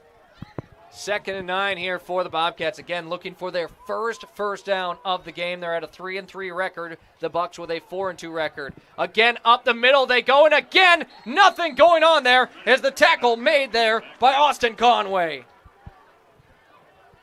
Brought down by number 66, Austin Conway. Austin Conway comes up big. It's a loss of 1 on the play, and now Gus Armenta 6 carries. No yards on 6 carries, TJ. That is not a stat you hear very often in football. 3rd and 10. Yankton's defense has another opportunity here for a stop and not allowing a single first down. Put into motion here for the Bobcats. It's a play action. They'll roll out to the far side of the field. Throwing it near the first down line. Falls incomplete. Once again, a 4th down here as right now Jones Huntemer 1 for 8 of the game. 2:31 to play in the first half. Yankton's getting the football back, and, well, they're probably going to have good starting field position with 3 timeouts here. If the Bobcats want to get rolling, they'll need to get Jones Huntemer firing the football into the hands of his receivers. Right now struggling as he is 1 for 8. 4th and 10. The punt here as Eidsness is on the Bucs side of the field, but by about 2 yards. He'll catch the football at his own 44. He'll get a first opportunity for a return. Reverses side of the field, gets across the midfield. Up to the 40-yard line of the Bobcats. He's forced out of bounds. And once again, fantastic starting field position here for the Bucs. Great return there as he started left but realized there was nowhere to go that direction. Came back to the right and had a lot of room to run. Owen Eidsness, not only a very good receiver, but a very good returnman. There's a reason he gets an opportunity on some kickoffs and all of the punts as well. But this one is going to come back as we've got a block in the back on Kylan O'Connor, a 10-yard penalty, and the ball getting marched back only, though, to about the 48-yard line of Brookings. So it must have been at the very tail end of that play, and I'm guessing if it's that late in the play, probably really had no effect. Kylan O'Connor, though, a very good special teams player here for Yankton. 1st and 10 for the Bucs. They have yet again another opportunity on offense on a short field. 3 receivers to the right, 1 to the left. A pass option here for Bestie, just fires it out of bounds, incomplete. That feels like a veteran move. He felt the pressure getting to him. No receivers were open. We had a lot of curl routes where the receiver just sits in that pocket. If they're not open, you don't try forcing that. If the defense jumps in front, that interception's going all the way back. So I like that. I don't usually like incomplete passes, but I like that one from Bestie. 2nd and 10. 2 receivers on each side now. A delayed handoff. Jason Logic, all the room in the world to run. Gets up to the 40-yard line. He's tripped up a yard short of the first down. 3rd and 1. And I thought Jason Logic might be breaking a 20-plus yard run. Great second effort there by the linebackers of Brookings. 3rd and 1, though, with under 2 minutes to play. Again, a duo of receivers on each side. I want to point out that 9-yard carries the longest of the night for Sedlacek, who gets it again. He's met in the backfield, tackled at the line of scrimmage. Now 4th and 1. No pickup on that carry. Sedlacek might get 20 carries here in the first half. 95 seconds to play in the second quarter. Bucks lead at 14-0. And now we will see the punting team come out. Muth not being as aggressive as we normally see him, as he just wants to pin back the Brookings offense yet again. And we could see them within their own 10-yard line again, TJ. Yankton going to be happy to let some of the clock run. 9 on the play clock. Just over a minute to play in the second half as Villanueva high up in the air. This one is going to be near the 5-yard line. It will bounce into the end zone. So Brookings will get the ball at their own 20-yard line. They've got a minute and 2 timeouts, but right now their offense has been unable to move the ball at all, TJ. You gotta even wonder, if you don't get a first down as Brookings, does Yankton then try and score a field goal before half? They very well could, and you do see Yankton take a ball away and very aggressively go after one more score going into the halftime break. Yankton will get the second half kickoff here. That is important to note. So if the Bucks can end the half with a score, you got to like your odds there. 1st and 10 here for Brookings from their own 20-yard line right now. Out of the shotgun works Jones Huntemer. 2 receivers to his left, none to the right. He does have an H-back. Fakes the handoff. Fires it well deep as this one, well beyond his intended receiver in Kingston Schneider. It falls incomplete. I'll tell you what, TJ, that was a flick of the wrist that just went about 30 yards downfield for Huntemer. Great throw, but receiver was tied up with Miles Drotzman, and I don't think he was running quite as fast as he normally would. No defender, he might have been able to catch up to that ball. And Huntemer fires his 9th intended pass. That one, he is 1 for 9, TJ, 2 yards. And right now the run game hasn't been any better for Brookings as they've lost 2 yards on running plays. They've lost yards on passing plays due to sacks as they'll run it this time. Some room to run. It's far away the biggest play of the night for Brookings as they'll get across the first down line. A pickup of 12 on the carry. Good job there by Brookings to really seal off the end and finally find themselves some yards and pick up their first down. And now the whistles will blow. A timeout, you've got to assume, probably called by Brookings. And it is, as they have 1st and 10 from their own 32. Lindsay Echo Water Systems of Yankton Water break. It'll be our final break of the second quarter, and then you'll want to keep it here for the Vichay Yankton halftime show where we talk with one of the players of the Bucks, all on the way on Classic Hits 106.3 and Yankton streaming on YouTube. Doctors Lane, Reed, and Cole Swatsky make up the SWAT Chiropractic team. Check out their new location at 2000 Summit Street, Yankton, South Dakota. At SWAT Chiropractic and Rehab, they'll treat your neck and back pain, headaches and migraines, plantar fasciitis, sciatica, sports injuries, elbow, knee, rotator cuff, nerve injuries, and more. SWAT Chiropractic, specialized wellness and therapy. Let them get you ready for wherever life leads you. Back to the field, it's 1st and 10 here for the Bobcats. They're on their own 32. They called their second timeout, as we'll see if they play it aggressive here as they are looking to score for the first time of the night. It's 14-0, favoring the Bucks off of a duo of field goals and then a touchdown and 2-point conversion. Huntemer faces pressure right away, brought down and thrown down for a sack.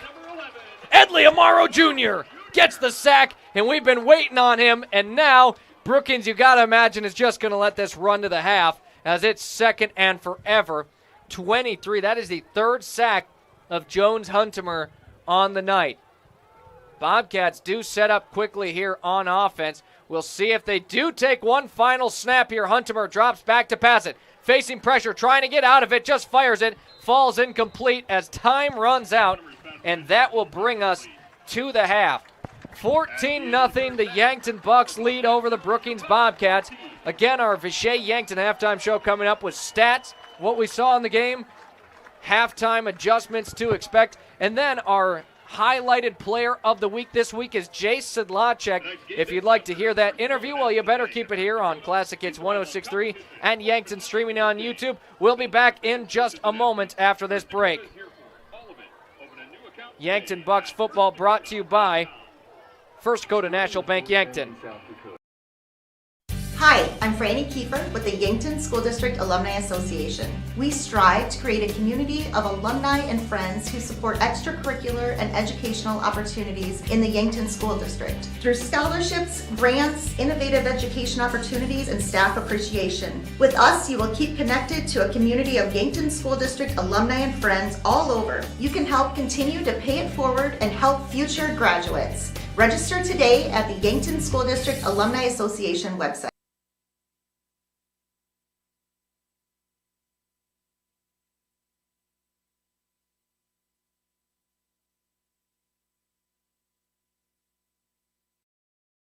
Hi, I'm Franny Kiefer with the Yankton School District Alumni Association. We strive to create a community of alumni and friends who support extracurricular and educational opportunities in the Yankton School District. Through scholarships, grants, innovative education opportunities, and staff appreciation. With us, you will keep connected to a community of Yankton School District alumni and friends all over. You can help continue to pay it forward and help future graduates. Register today at the Yankton School District Alumni Association website.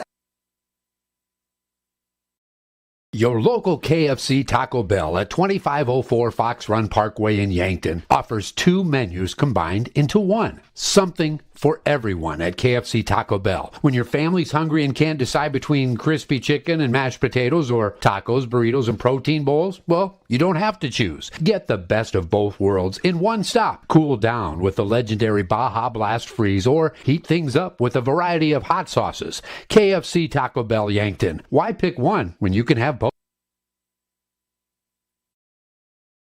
Kaiser Heating and Cooling is your hometown team specializing in all things heating and cooling, as well as heat and glow gas, wood, and electric fireplaces, humidifiers and dehumidifiers, and all styles of ductless mini-split systems. Whether you are building or remodeling, our team of innovative experts will get you the correct equipment and indoor air quality accessories you need for your home or business. Remember, Kaiser Heating and Cooling is your hometown team for all things heating and cooling for the past 77 years. Go Bucks and Gazelles.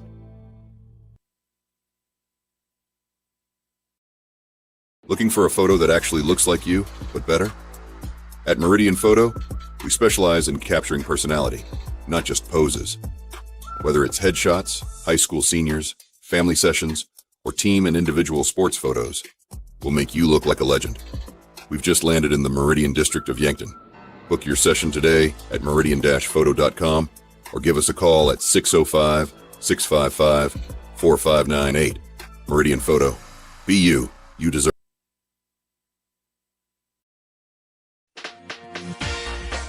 Looking to buy a home or maybe sell? Trust the name that puts you first. America's Best Realty. From your first showing to the final signature, their expert agents guide you every step of the way. Fast closings, top market value, and real service you can count on. Your dream home, they will find it. Selling fast, they will make it happen. Call America's Best Realty at 605-260-1600. America's Best Realty, because you deserve the best.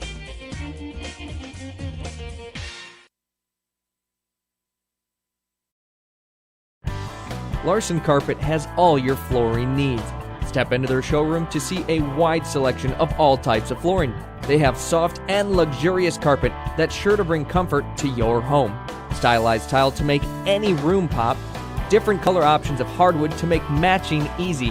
And convenient vinyl plank for when spills happen. Of course, with the best customer service in the area. Their knowledgeable staff will make sure to answer any questions you might have. Larson Carpet, 212 Walnut.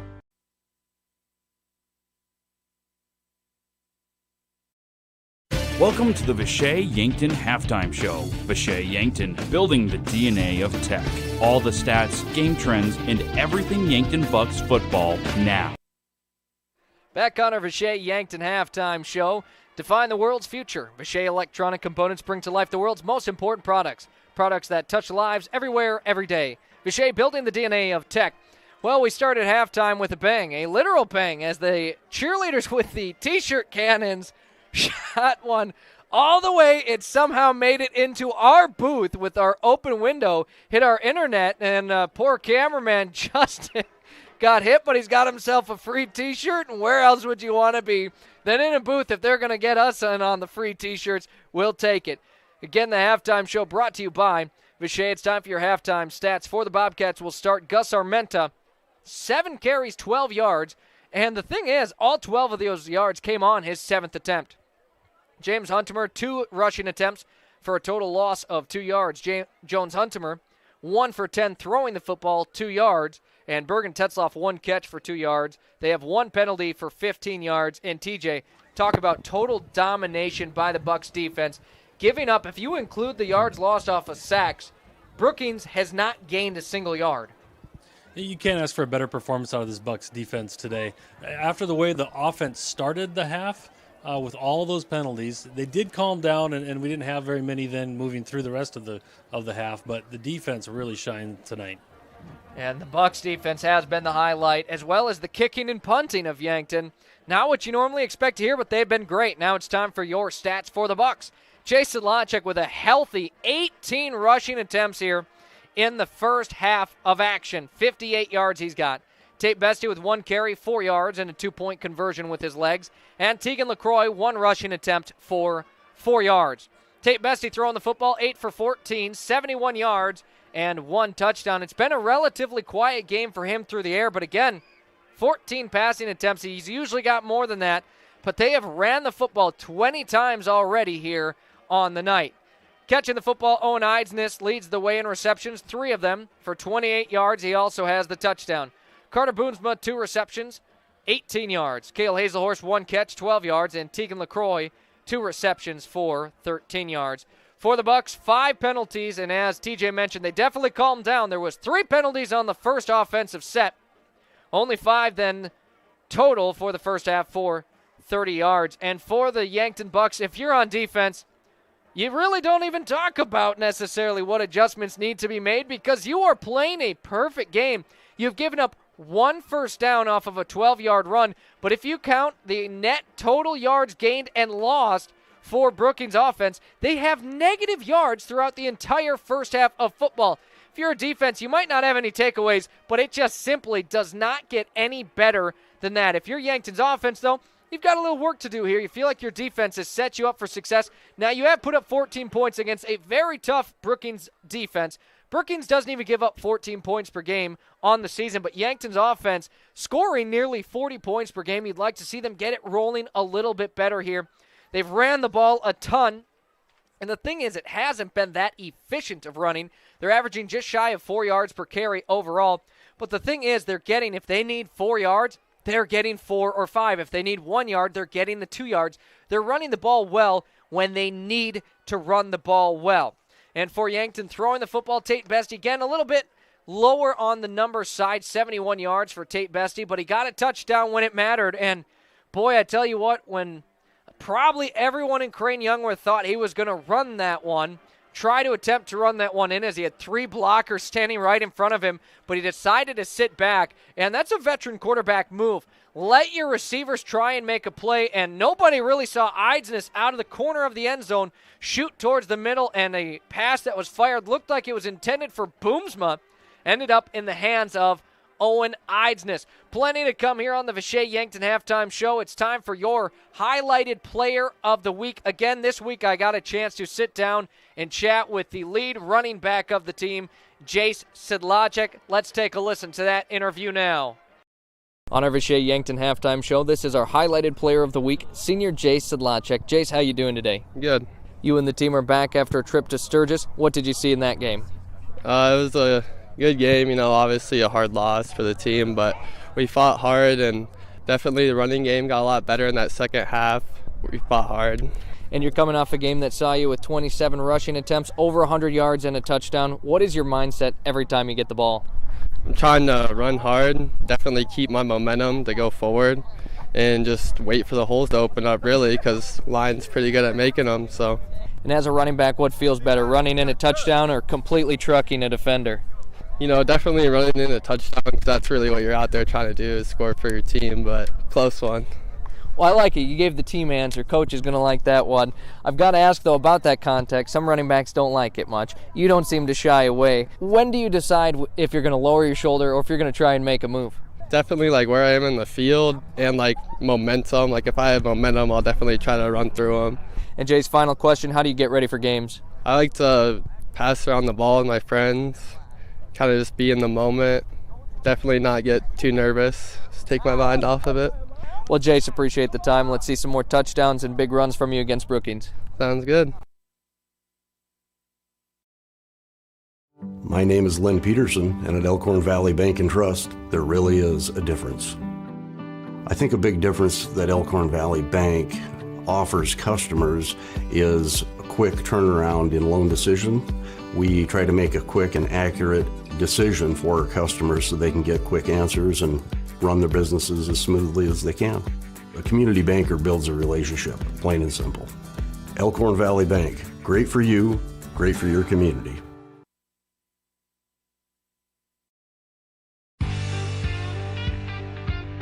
There's a whole new world out there. It's called the off-road, and it's waiting to be explored in a Polaris. So gear up to make every moment count with the Polaris off-road vehicle. The new Polaris models are now available at Stockman's Motorsports in Yankton. No matter the weather, get ready to tackle all the trails. With machines like these, your world just gets bigger. Stop in at Stockman's Motorsports today to learn more about the epic new Polaris off-road lineup.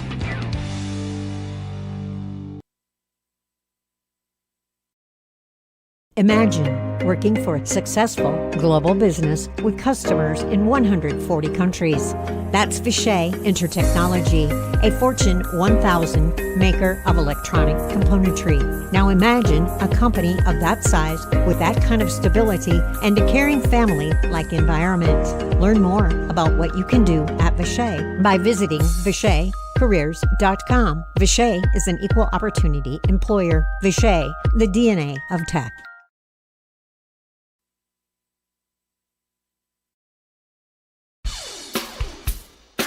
When you need top-notch appliances that last, trust the experts at Murph's Appliance. From washers and dryers to refrigerators, they have all the trusted brands to keep your home running smoothly. At Murph's, you'll find Maytag appliances built for durability and service you can count on. Whether it's a new oven or a repair, they're there for you every step of the way. Stop on down to Murph's Appliance, your local Maytag dealer in Vermilion. Maytag and Murph's, reliable just like you.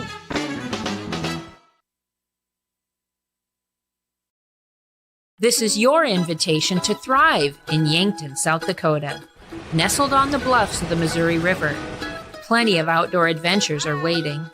Whether you work remote or in a traditional office, we have a spot for you.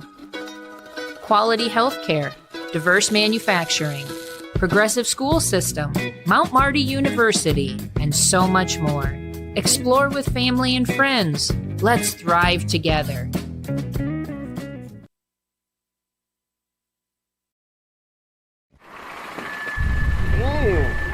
I should have had those brakes checked at Graham Tire. It's all about safety. Tire mounting, balancing, wheel alignment, and shocks and struts and batteries, oil changes, and lube service. Graham Tire does these every day. And there's over an acre of tires. Graham Tire has them all, big and small. Tires for cars, trucks, campers, trailers, big rigs, and tracks. Honesty and integrity is a matter of pride since 1951. Graham Tire, Yankton. Do you realize what your Yankton Hy-Vee has to offer? Aisles online, delivery, catering, fresh floral and bakery departments, pharmacy with drive-up and online prescription refills, Hy-Vee Health Market, dietitian service, fresh seafood department, U.S. Postal Substation, take and bake for breakfast and family meal deals. Yes, all that and more is at your Yankton Hy-Vee, located on the corner of 21st Street and Broadway Avenue in Yankton. Back on our Vishay Yankton halftime show. It is time for your halftime Beyond the Game, brought to you by Kalen's Indoor Comfort Heating and Air Conditioning. When you want comfort, you want Kalen's. Always a ton of athletics going on at Yankton High School, but what's going on outside of the athletics? Tomorrow, Saturday, marching band, middle school, and varsity events. That'll both be at Crane Youngworth Field starting at 8:30 in the morning. That'll wrap up the weekend activities. Then on Monday with Native American Day, there will be no school for the Yankton School District. They'll come back on Tuesday, October 14th, in which there's all-state orchestra auditions. That'll be at Augustana in Sioux Falls. No time listed on that. So if you have a student who's interested in the all-state orchestra auditions, that is Tuesday, October 14th. Also on Tuesday, the Yankton School District School Board meeting from 5 to 7 at the Admin Board Room 131. High School Athletic Booster Club meeting at the Yankton High School SAC Library 129, 7 to 8 o'clock. On Wednesday, a high school gymnastics meeting in High School Room 163, 7:45 a.m. to 8:05 a.m. It's a sign-up meeting for students in grades 9 through 12. There will be high school PSAT testing at the high school computer lab from 8 a.m. until noon. Middle school gymnastics sign-up meeting at the middle school cafeteria, 3:25 to 3:55. A middle school 6th grade girls basketball sign-up meeting, middle school North Gym Court 3, 3:30 to 3:45. And then a middle school 7th and 8th grade girls basketball sign-up meeting at the middle school lecture hall theater, 3:30 to 3:50. Into Thursday, has lots of sporting events going on, including volleyball, competitive cheer, volleyball, football, 9th grade team. Tons going on. And then into the end of next week, of course, Friday we'll have more football here at Crane Youngworth as the Bucks will host the T-Area Titans. And I'm telling you right now, that could be the biggest game of the season for Yankton as they look to fight for a top 2 seed. But I've got an announcement that might shift that. The first game in AA action to officially be over. Watertown has defeated number 2 ranked T-Area 15-7. That is big news for the Bucks, who look to get back into that top 2 spot. Right now, the number 4 seed in AA up 14-0 over the Brookings Bobcats here at the half. And really, the Bucks defense has done it all so far on the field. We'll see if the Yankton Bucks offense can click even a little bit more. But you know what? 14 points, if you get that in each half, you've got to like your odds with a 28-point performance against a defense like Brookings. Other games going on in AA, Brandon Valley currently leading Mitchell 49-7 late in the third quarter. Again, Watertown defeating T-Area, that's huge, 15-7. Spearfish, who's receiving votes on the polls, defeating Douglas currently 49-0 as we are still in the first quarter on that game. At the half here, Yankton's on top of Brookings 14-0. And in an not do you call it an upset, but certainly a surprise, Pierre T.F. Riggs over Sturgis Brown in the first half, 30-0. That is huge and somewhat unexpected as Sturgis Brown coming off a game which they defeated Yankton, who defeated Pierre. And Pierre is up on Sturgis Brown 30-0. And then the final game in action in AA, Huron taking on Aberdeen Central. Huron number 1 ranked in both polls. Huron leads 19-0 late in the second quarter. But again, really some crazy outcomes going on right now for AA as Pierre looks like they're well on their way to a victory over Sturgis Brown. And T-Area falling to Watertown. Yankton is certainly not out of the running for a top 2 spot in AA right now. It looks like Huron probably going to be locked into one of those 2 top spots unless they have a collapse here to end the season. As we wrap up the Vichay Yankton halftime show here at Crane Youngworth Field. 14-0, the Bucks lead on top of the Brookings Bobcats. 12 minutes have been put on the clock for the third quarter. Here on our Vichay Yankton halftime show, we wrap it up. Bucks to receive this second half kickoff, already a 14-point lead. They've ran the ball 20 times already in this one. We'll see if they like how that's rolling or if we see a slight change in the offense here. And Coach Muth has talked about it. They don't necessarily look for a certain percentage or split of pass plays versus running plays. They just give what the defense takes them. And he mentioned Brookings is a defense that doesn't let you get behind them, and we've seen that. That has been the case here tonight. No really big plays for Yankton. Their longest play of the night has gone for 14 yards as the ball, a line drive, bounces at the 10, out of bounds. A penalty on Brookings, and Yankton will start from their own 35-yard line. And at their own 35. TJ, that's some of the worst starting field position they've had all night. Some of the worst starting position, but fantastic starting position at the same time. Got to believe at halftime we went in and talked about that we're playing okay against this strong Brookings defense, but we'd sure like to see some more explosive Yankton-like plays. Sedlacek straight behind Tate Bestie with Amaro as the H-back. A run play to start this one as Sedlacek falls up to the 39-yard line. Once again, a pickup of 4. Right now, it's feeling like a guarantee that the Bucks on 1st and 10 are going to run it up the middle for 4 yards. 2nd is 6 as Sedlacek is one rush attempt shy of 20 on the night. He crosses over 60 yards. Again, he was our highlighted player of the week after a 109-yard, 1-touchdown performance last week. Sedlacek, for the most part, a quiet kid, but some great answers in that interview. As now some definite movement, and we'll start out the third quarter with an offensive penalty on a pre-snap motion from Yankton.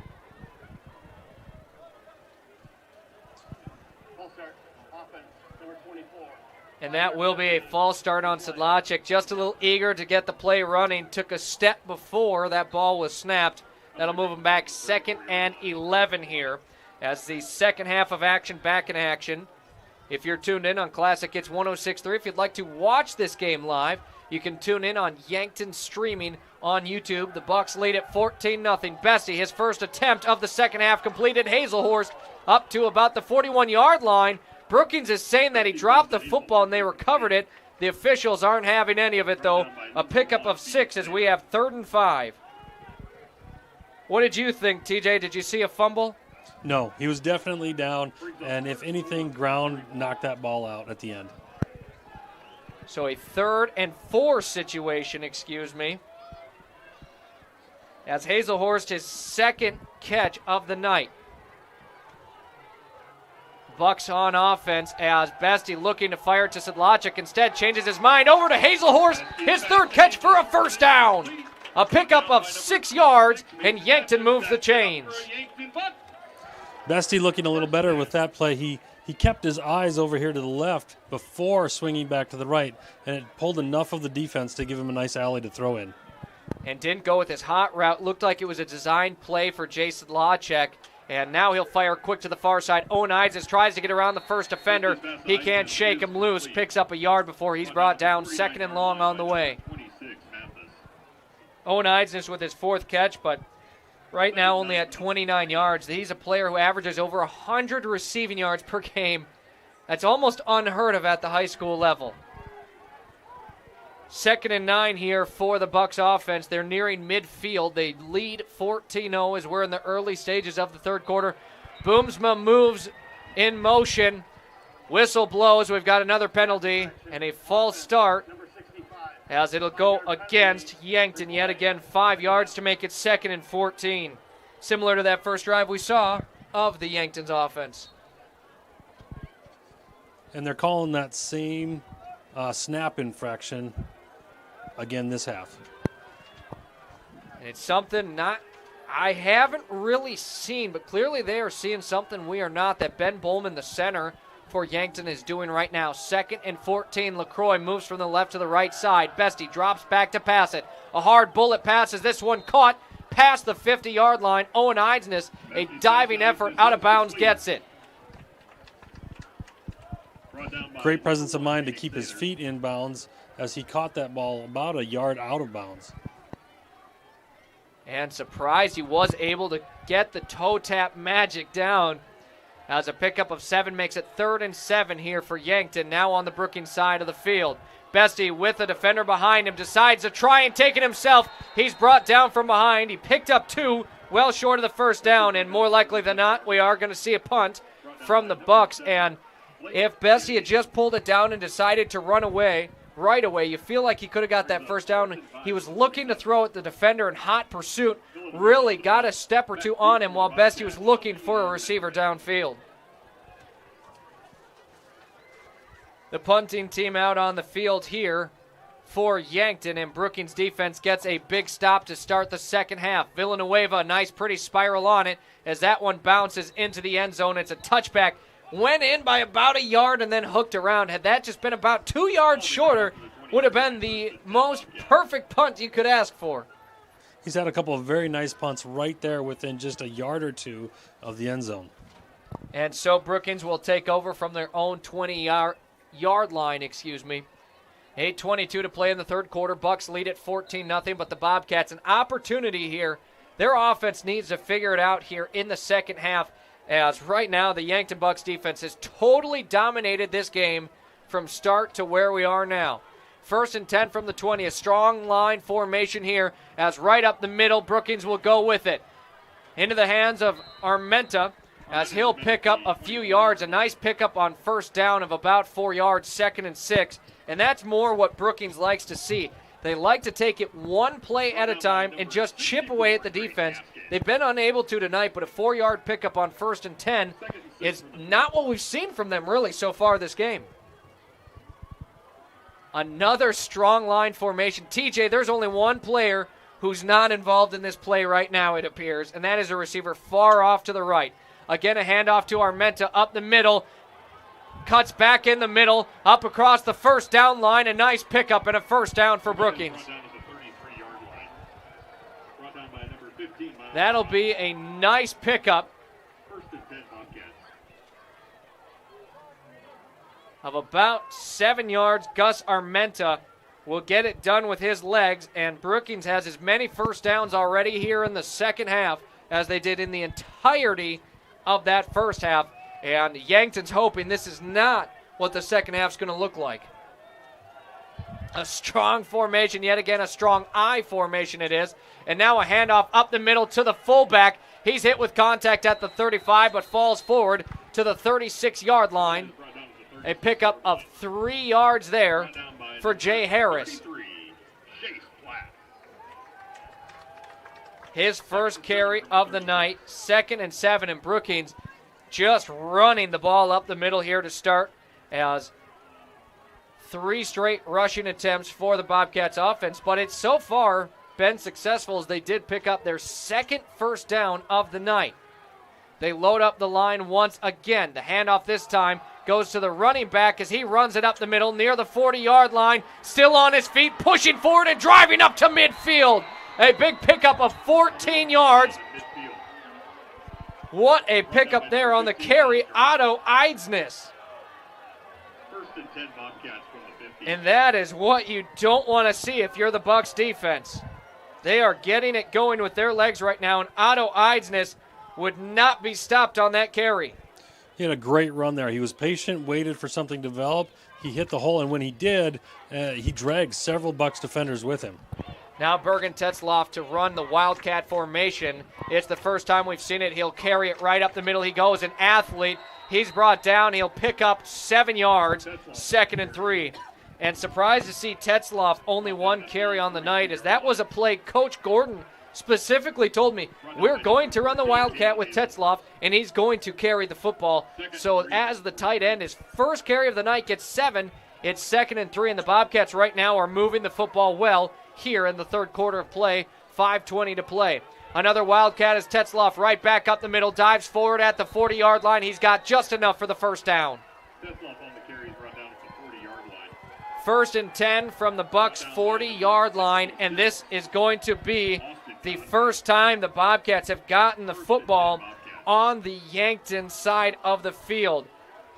That just shows how good Yankton's defense has been, but they've been on the field a lot. Even though they've dominated, TJ, they've been on the field a lot because Yankton has not been able to get long drives on offense. A 1st and 10 situation. The 3rd straight Wildcat formation here for Bergen Tetzloff, and once again up the middle, he'll take it. He's still on his feet, falls up 1 yard short of the first down. And right now, TJ, an athlete right now just absolutely tearing it up. 3 carries, 19 yards, all in a row for Tetzloff. And there's no one on the field who doesn't know when it's a wild card what's happening. And Yankton is sure stacking in the middle, and they're giving everything they've got, and they just don't have an answer. Tetzloff right back up the middle. Looks like he's got just enough for the first down. It's a pickup of a long 1. And it is a 1st and 10. Again, Brookings to move the chains here. This game is just flying by. as now that is a 20 yards off of 4 carries for Tetzloff. Needed 1, he got 1.5. 1st and 10 for Brookings. They're within the Yankton 30-yard line, threatening to score as this third quarter. I think the 9 minutes of play time has equated to about 10 minutes of real time. It's about as fast as it could go. Tetzloff, once again, a wild card formation. The line switches to the left side. Tetzloff will follow. Has some good blocks. Head over his defender. Flips over. A 5-yard pickup. A 6-yard pickup, excuse me. 2nd and 4. Brookings just running the ball at will, and right now, Yankton's defense needs to come up with some kind of stop, as this wild card has been efficient as it gets for Brookings. 2nd and 5 from the 24. It is 2nd and a long 4, short 5. Some adjustments at the line here as Tetzloff takes the snap. He'll take it up the middle. Falls up at the 21-yard line, a pickup of 3.5 yards. And right now, this is where Yankton needs to make a stop. It is 3rd and 1, and right now Brookings has been running the football at will on this drive. We have not seen a pass attempt on this drive for Brookings. They brought the ball from their own 20 to the Yankton 21-yard line. It's been a 49-yard drive off of nothing but running plays. Tetzloff stands back from his line, gets up to the 20. It looks like he's got enough for the first down. If he didn't get it, he's maybe an inch short. They will move the chains. He'll pick up 2. Yankton's starting to do a little better job of stopping him. Now he's getting 1.5 yards. But most of this drive, he's been in the 3 to 8 yard range. And if you can run the ball for 7 yards, why stop? If it's not broken, why try and fix it? And that's right now what Brookings is doing. Coach Gordon loves what he's seen. I said, I'm surprised they didn't run the Wildcat more. And we're on about play 7 or 8 in a row with Bergen Tetzloff. Takes the snap. Right up the middle he goes yet again. He got stopped initially at the line of scrimmage. Somehow pulls forward to the 15-yard line of Yankton. A 4.5-yard pickup. Tetzloff was stopped, TJ. He somehow evaded that first offender. Picked up 4 yards. 2nd and a manageable 6 for this Bobcats offense. We haven't even seen Jones Huntimer on the field for the last 8 or so plays. And it has been 8 straight carries for Bergen Tetzloff. 2nd and 6 from the 15. 75 seconds to play in the third quarter, TJ. 14-0, Yankton leads it. Huntimer back in now as a strong formation set up behind him. Right up the middle, Eidsness gets it. Eidsness nears the 10-yard line. Brought down right at the first. We'll see if they give him enough credit for it. They will mark him just shy. He picked up 5. He needed 6. 3rd and 1. And if I was a betting man, I'd say we're going to see a Wildcat formation with Bergen Tetzloff getting the football up the middle. Fans make some noise. It's the 3rd. And we do see the jumbo line set up here for a wild card. Tetzloff up the middle. Pushes forward, gets the first down. It'll be 1st and goal as Edley Amaro just throws down the Bobcat who was blocking him. Right now, he's got to be feeling lucky. He was not called for a 15-yard penalty, which would have been half the distance to the goal. Tetzloff picks up the 2 he needs. 1st and goal. 1st and goal from the 8. This has been a long, hard drive on Bucks defense. After they played so much defense in the first half, and now to have to be in tight in the box and go as hard as you possibly can on every play, it starts to wear you out. Under 10 seconds to play in the third quarter. I think this is the fastest third quarter out of any game I've called in the last 3 years of calling football games. We will reach the end of the third quarter. Bobcats are moving the ball efficiently. 14-0, the Bucks lead as the third quarter wraps up. When we return, it will be 1st and goal for Brookings on Classic Hits 106.3 and Yankton streaming on YouTube. Yankton Rexall in the Meridian District, Yankton, for all your gifts and decor needs. It's the only place in town to find both Hallmark ornaments and cards for any occasion. They also have Willow Tree and Precious Moments collectibles, the perfect anniversary and wedding gifts, nativity scenes, Watkins products, and single Abdallah chocolates. The Yankton Rexall Pharmacy for all your prescription needs. Yankton Rexall at the corner of 3rd and Douglas, downtown Yankton. Dive into the delicious all-you-can-eat Asian buffet, featuring mouth-watering Asian cuisine like broccoli beef, General Chicken, sesame chicken, so much more. Or choose from a fresh selection of meats, noodles, rice, vegetables, Asian-inspired sauces, and watch them sizzle on the Mongolian grill. Plus tantalizing desserts, including ice cream. Get your fill at King Buffet and Mongolian Grill, North Broadway, Yankton. Back on the field, it's 14-0.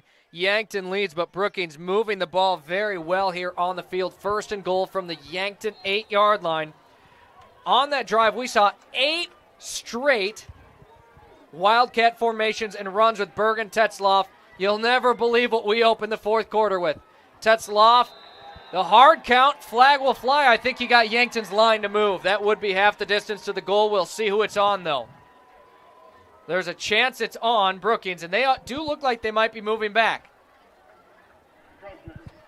And I'll take that back, as that is going to be encroachment on Yankton. It would have been a 5-yard penalty. It'll be a 4-yard penalty, as it's half the distance to the goal. That moves Brookings' offense up to about the 4-yard line. First and goal, taking the snap. Tetzloff has it, runs, finds a seam, dives into the end zone. Touchdown, Brookings. We've got ourselves a one-possession game, as Bergen Tetzloff did it all for his team on that drive. TJ, I mean, of course you got to give credit to the line as well, but that's about as much as you'll ever see out of a single player on one drive in football. And he did a fantastic job of just sticking with it. You got to believe that running that many times, that hard a running, is difficult on a guy. And they will kick the extra point. Almost thought we might have a 2-point conversion attempt, as that kick is up and good, making this 14-7. Thought we might see a 2-point attempt with Tetzloff running the football so well. Instead, it's 14-7 here on the field. Bucks still lead. They'll get the kickoff when we return here on Classic. It's 106.3 and Yankton streaming on YouTube. Weather around here gets pretty crazy. Are you sure the weather hasn't caused damage to your roof? Let Justice at H&H Roofing in Yankton take any roof damage worries away. He'll come and inspect your roof. Even if you've had an inspection, get a second opinion or re-inspection for your peace of mind. H&H Roofing has built their reputation on working to satisfy homeowners for years. Family owned and operated. H&H Roofing is bonded and insured. Contact Justice today. Back to the field, we have got a great one here. Yankton and Brookings in a one-possession game. It's 14-7 after the long drive there for Brookings. They took it from their own 20, 80 yards into the end zone, all off of the legs of Bergen Tetzloff to make this a 7-point game. You're going to want to tune in, because these last 11 minutes and 56 seconds are going to be exciting. On Classic, it's 106.3 and Yankton streaming on YouTube. Bucks look to make it a two-possession game, but the Brookings defense certainly does not make that easy. Set to return here for the Bucks. Well, they're not going to return, as it's a squib kick fielded at the 25-yard line for Yankton across the 30. They'll be brought down near the 33-yard line. Back deep was Tegan LaCroix and Owen Eidsness on the field. They didn't get an opportunity, so 1st and 10 for this Yankton offense, and here's the difference between the Brookings offense and the Yankton offense, TJ. Yankton doesn't chew clock like that. If they could, well, that drive went about a whole quarter. If Yankton could just have a drive the entire quarter, that would just be game. Would be surprising to see as Yankton's offense moves quickly. 1st and 10 from their own 33-yard line. Out of the shotgun working is Tate Bestie. Delayed handoff, Jason Lochik following his lead block. Puts his head down, falls forward to the 39-yard line, picks up half of what he needed for the first down. They'll give him 6 yards, 2nd and 4. That was Jason Lochik's 20th carry. He had 18 in the first half, but Yankton's offense in the second half has only had a few plays. Again out of the shotgun is Bestie, and once again into the hands of Sedlacek, who's met at the line of scrimmage, gets a yard out of it to the 40-yard line. 3rd and 3 on the way. In Yankton right now, it feels like you've got to get a first down here. Brookings otherwise has the momentum. Brookings does have the momentum, and the drive they put together chewed up so much clock. Yankton almost needs a little bit of cushion here if they're going to pull this out. 3rd and 3 here for Yankton. A big play here coming up. Bestie takes the snap. He'll roll out of the pocket immediately on the near side of the field. Fires across his body. That one incomplete. Off of the hand of Hazelhorst, as that will bring up 4th and 4. The punting team out on the field. TJ, things are getting interesting here at Crane Youngworth Field. Brookings found an effective strategy against us, but if they're going to take that much time off the clock, if they can chew up that much time and get another score here, it's going to get real interesting at the end. And you know, normally with 10:50, you don't even start thinking about a drive that goes the full distance. But we just had a 10-minute drive from Brookings. The punt here from Villanueva, high up in the air it goes. It'll be a fair catch caught at the 17-yard line by Schultz. Schultz bobbled it a little bit, or Schulte, excuse me, but still was able to pull it in as the Bobcats offense. They'll take over from their own 17-yard line. Last time they took it 80 yards. Now they'll need 83 yards. We'll see how they do it. No passing attempts from their quarterback yet here in the second half of play. Again, about the fastest third quarter I have ever seen in any football game. It's a strong set. Looks like a run play here. 1st and 10 for the Bobcats. They'll hand it off and go right back up the middle. Driving forward, a pickup of 3 to 4 yards on the play. A nice pickup on first for Brookings. As on the carry, trying to see who had it. Looked like Otto Eidsness again. They'll give him 3.5 yards on the pickup. 2nd and 7 to go here. On the board, it's a 2nd and 5. That's definitely 7 yards to go. Another handoff right up the middle they go. Now up to the 25-yard line, still on his feet. Fighting for every yard there is Otto Eidsness. He's hard to bring down. He got up to about the 25-yard line. A pickup of 4. As now it'll be 3rd and 2, excuse me. And now for Yankton, a stop on defense would feel great after they just really couldn't get any stops on that last drive. The wild card formation. Bergen Tetzloff takes the snap. Up the middle he goes. Leans forward. He's got enough up to the 29-yard line. He'll be brought down. A pickup of 4. And now it is 1st and 10 Brookings. No carries for Bergen Tetzloff in that first half. 11 already in the second half, and he's probably going to get more before this drive is over as the clock continues to tick. 9 minutes, 10 seconds to play in the game. 1st and 10, Brookings has the ball on their own 29-yard line. Yankton leads, though, 14-7. If they can just avoid giving up a touchdown to Brookings, they can seal the deal here. A handoff up the middle. Again, Brookings goes. They'll pick up a few yards. And it's about the same play every time, but it's an efficient 4 yards there. As on the carry, once again, is Otto Eidsness. We've seen a lot more of him than we have seen Gus Armenta.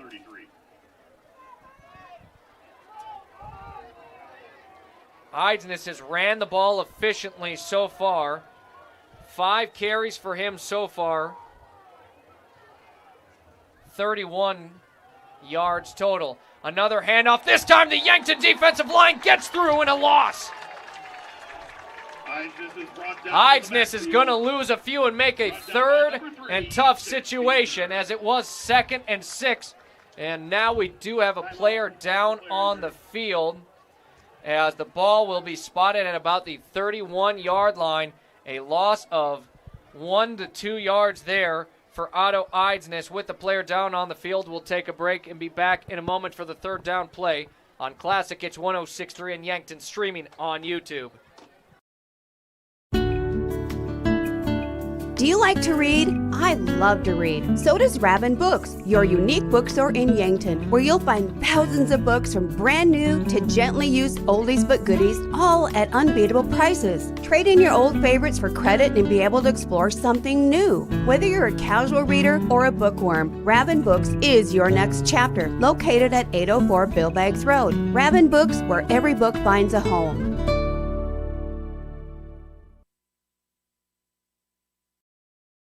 If you're into hunting, fishing, towing, or just want to blaze the trail, All Seasons has ATVs, UTVs, dirt bikes, and scooters from quality brands like Honda, Yamaha, and CF Moto. Needing watercraft? All Seasons has a large selection of quality boats and wave runners, and we take pride in service after the sale. We have friendly certified technicians that will winterize, summarize, diagnose, and repair your power sports equipment. In business for over 20 years for good reasons. We're All Seasons, Power Sports and Marine in Yankton.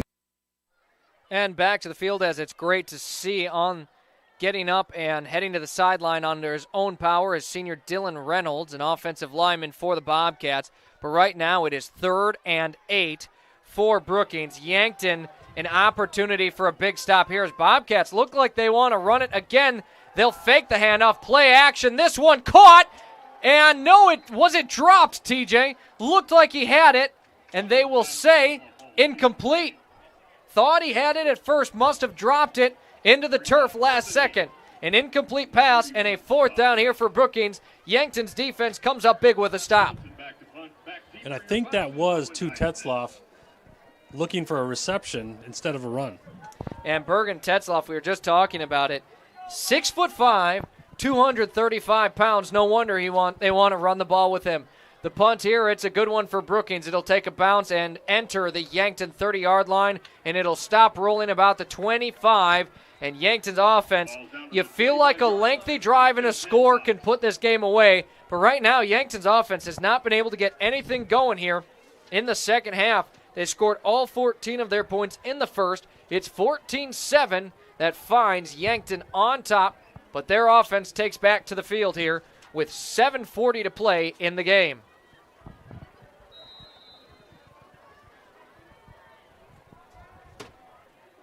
Three receivers off to the right side, and it's just Eidsness off to the left. If that's single coverage, don't be surprised if Eidsness gets the ball thrown his way. Bestie, out of the shotgun he works. Takes the snap, drops back to pass it, rolls out of the pocket, throws to the far side of the field. It's caught. They're going to say he stepped out of bounds. I believe Hazelhorst is the receiver.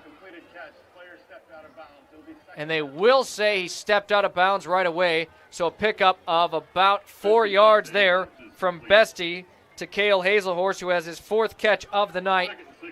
2nd and 6. The Bucks have the football on their own 29-yard line. That does stop the clock. And you're wondering, Yankton just wishes that clock would be done and keep it a 14-7 game. They've got some work to do, though, here. 2nd and 6 out of the shotgun. Now into motion is Tegan LaCroix. They'll take the snap. After the ball is snapped, the whistles will blow it dead, a flag here, and you got to believe it's on Yankton. And Jay Sedlacek will pick up his 2nd false start of the night. Moves him back 2nd and 11. And TJ, right now, these penalties really hurting the Yankton offense. I mean, they're moving the ball somewhat, but penalties really can derail a drive, and we've seen it multiple times and possibly again here as we have 2nd and 11. So many of these Yankton penalties are coming before the snap of the football. You don't even get a chance to get a play done. 9 penalties on Yankton in this game, 2 on Brookings. That's kind of been the usual for Yankton this season. 2nd and 11. Tate Bestie, receivers on each side, 2 apiece. An option here as he's going to hang on to it. Fakes the pitch back, gets up to the 29-yard line as he'll pick up 4 yards. 3rd and about 6. As he got back the yards they just lost on that penalty, he'll get 5. 6 yards needed here for this Yankton offense for a 1st down. And it feels like you've got to get it here because that Brookings offense, if they hadn't had their penalty,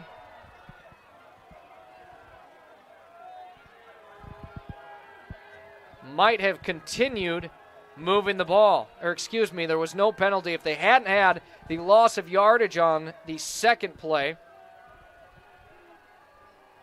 Third down here, 6 yards to go. Bestie fires it quick out of the backfield is Sedlacek. Sedlacek met streaming on YouTube because this is going to come down to the wire. It is going to be streaming on YouTube because this is going to come down to the wire.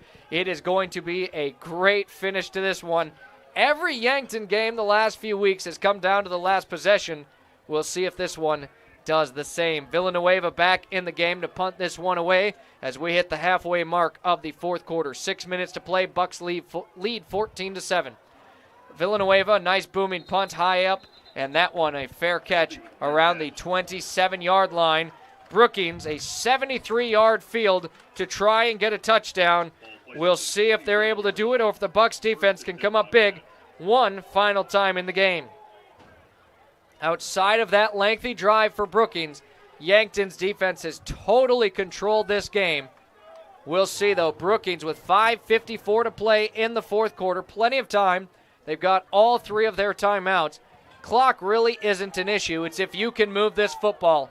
A strong I formation immediately. As the running back here is Otto Eidsness with Jay Harris as the fullback. Eidsness gets it, met in the backfield. He'll lose yards on first down. Otto Eidsness is just going to lose 3 yards, 4 yards even. As his last 2 carries have been for negative yards, it feels like Yankton's defensive front has adjusted to the constant running of the football of this Bobcats offense. It does feel like that, and it kind of feels like they got a little bit of a breather that they needed on that last drive. Even though the offense didn't take the ball very far, they gave the defense a little bit of time. So 2nd and 14, a long way to go for Brookings as they have 1 completed pass in this game. A blitz from Yankton as now Huntemer faces the pressure. He's able to get out of it now, faces contact. He's brought out of bounds around the 25-yard line, picks up 2 yards. Jones Huntemer will pick up a few. It'll be 3rd and long as the ball spotted officially at the 26-yard line. A pickup of 3 and 3rd and 11. This is where Yankton's defense has been so good on the night. 3rd and long situations, you can pin your ears back, head towards that quarterback, and with 5 minutes to play, Brookings is running out of opportunities. They're going to need a first down here. Jones Huntemer works from the shotgun. 3 receivers to the left, 1 off to the right. He looks to pass it across the middle. This one somehow got through 3 Bucks defenders, but still falls incomplete. And TJ, they're going to punt, but that one, I'm not sure how it wasn't picked off. Well, Easton Fieser put his hands immediately on his helmet. I think that it must have gone right through his hands, or at least right in front of his outstretched hands. He was upset with himself. And Easton Fieser has had a couple of those, but you know what that tells you is the linebacker's in the right position all the time. If he's had a couple opportunities, forces the 3rd down stop, and now 4th down for Brookings. They'll have to punt it away. Low snap, but it is caught in time, and the ball sent across into Yankton territory. No Bucks will touch it as it keeps rolling, and it'll near the 30-yard line of Yankton. Their offense back on the field, but with under 5 minutes to play, you've got to start thinking one lengthy drive could end this game. But Yankton, again, an offense just not built for that. They're going to go for the score here, and they're going to try and run their offense as usual, which is very up-tempo. The few times we've seen them try to slow it down just a little bit, their execution wasn't what we're used to. And so I would expect them to try to play their game. And they're just not an offense used to slowing it down and running the clock. As TJ said, it just looks a little more uncomfortable. So now a handoff up the middle. Sedlacek met in the backfield. He's going to lose a yard. 2nd and 11. As Jay Sedlacek given no opportunity there. Brookings defense is the real deal. Very tough. They'll say he got up to the line of scrimmage. 2nd and long here for the Bucks, who lead 14-7. They've got possession. 4.5 to play here in the game. Another strong set formation here for the Bucks with Edley Amaro as the H-back. 2 receivers to the left, 1 to the right side here for Tate Bestie. Tate Bestie still under 100 passing yards. Up the middle, Sedlacek keeps the legs churning to the 35-yard line. He'll be 5 yards short of the first down. 3rd and 5, and a big play coming up here. Sedlacek, his 5th carry, or 23rd carry of the night, for 5 yards. 3rd and a long 5 coming up here. And we'll see the Bucks. This has been kind of what we've seen from their offense all second half. Couple of runs that don't get them quite close enough for a 3rd run and an incomplete pass, but a first down here would be huge for this Bucks offense. Just over 3.5 minutes to play. Bucks working the football, looking to move the chains. As now a delayed handoff, Sedlacek gets by the first defender across the 40, a Bucks first down. Sedlacek had some room to run a gutsy call to run the football there by the Bucks, and 1st and 10 for Yankton. The officials do. Operator, please put 3:25 on the game clock, 40 seconds on the play clock. As now they'll correct the game clock as Yankton gets a much-needed first down, but TJ, what a gutsy call to run it on a 3rd and medium situation when you really needed that first. But that's been the best run play we've seen all night, is that little delay to Jay Sedlacek. And then it's up to him to find somewhere to go with it. That run, he sure made it work. 1st and 10 here from the 42-yard line. The Bucks work on offense. Now they're going to use as much of that clock as they want. 20 on the play clock. Just over 3 to play in the game. Brookings now does have 3 timeouts, but their defense is going to need to stop Yankton's offense one more time. Is with 10 on the play clock now, Yankton looks more set, ready to roll. Out of the shotgun here is Bestie. Sedlacek will get his name called yet again. Crosses the 45-yard line, and then he's pushed back. He'll pick up just a couple on that first carry. It'll be a 2nd and 7 after a pickup of 3 for Jay Sedlacek on his 25th carry of the night. Whistles will blow with 2.5 to play here. And a timeout called. I believe it's Brookings would make the most sense here. It's a Lindsay Echo Water Systems of Yankton water break. We'll take a break, and when we return, 2nd and 7 here for the Bucks on offense. From simple sniffles to complex health conditions, the primary care providers at Yankton Medical Clinic will not only see you for your annual visits, screenings, and preventative care, but also provides care for the entire family, from pediatrics to adults. With 4 clinic locations and 15 outreach locations throughout South Dakota and Nebraska, compassionate, quality medical care is closer than you think. For more information on providers, services, and locations, visit our website, yanktonmedicalclinic.com. Back on the field out of the timeout from Brookings. Teams taking their time now, as if you're the Bobcats, you really do kind of want to use this full timeout. Give your defense a rest, as offense, it's not quite as tiring, TJ, to play offense as it is defense. Defense, not to say you don't give 100% every play on offense, but if you're a receiver on the far side and you're blocking and you know that ball's not coming your way, it's not quite the same effort that the defender, who doesn't know what the play is, has to put into it, because he doesn't want to give up anything to that receiver getting let by. And on the same point, if the ball's coming his way on a run, he's got to try and shed that block. So defense really gets worn out quicker, and that's why you'll often see on a timeout, the offense will be ready to roll right away, and the defense, they're going to take every last second. 2nd and 7 here now for the Bucks. Taking the snap is Bestie, a designed quarterback run. Tries to shift it. He's brought down behind the line of scrimmage. He's going to lose a couple yards. 3rd and long on the way. A loss of 2. 3rd and 9 coming up. And now a timeout again called by Brookings. Their 2nd timeout. They've got 1 left. But the thing is, if they can get a stop on Yankton on this 3rd and 9, they'll have over 2 minutes to play and try and get a game-tying touchdown, and possibly a 2-point conversion would win it. Right now, both teams huddled up. TJ, 3rd and 9 situation on the field. What do you think the Bucks need to try and do to get this first down? That first down pretty much ends the game. Well, they need to run a play that they're accustomed to and not try to do something fancy right now, but do something that's tried and true and works for them. Right now in the game, Tate Bestie under 100 passing yards. That is something you won't hear very often. Now, against Douglas, he did throw, I believe, under 100 yards. For totally different reason, though. His team led big time the entire game. Didn't see a snap in the second half at all.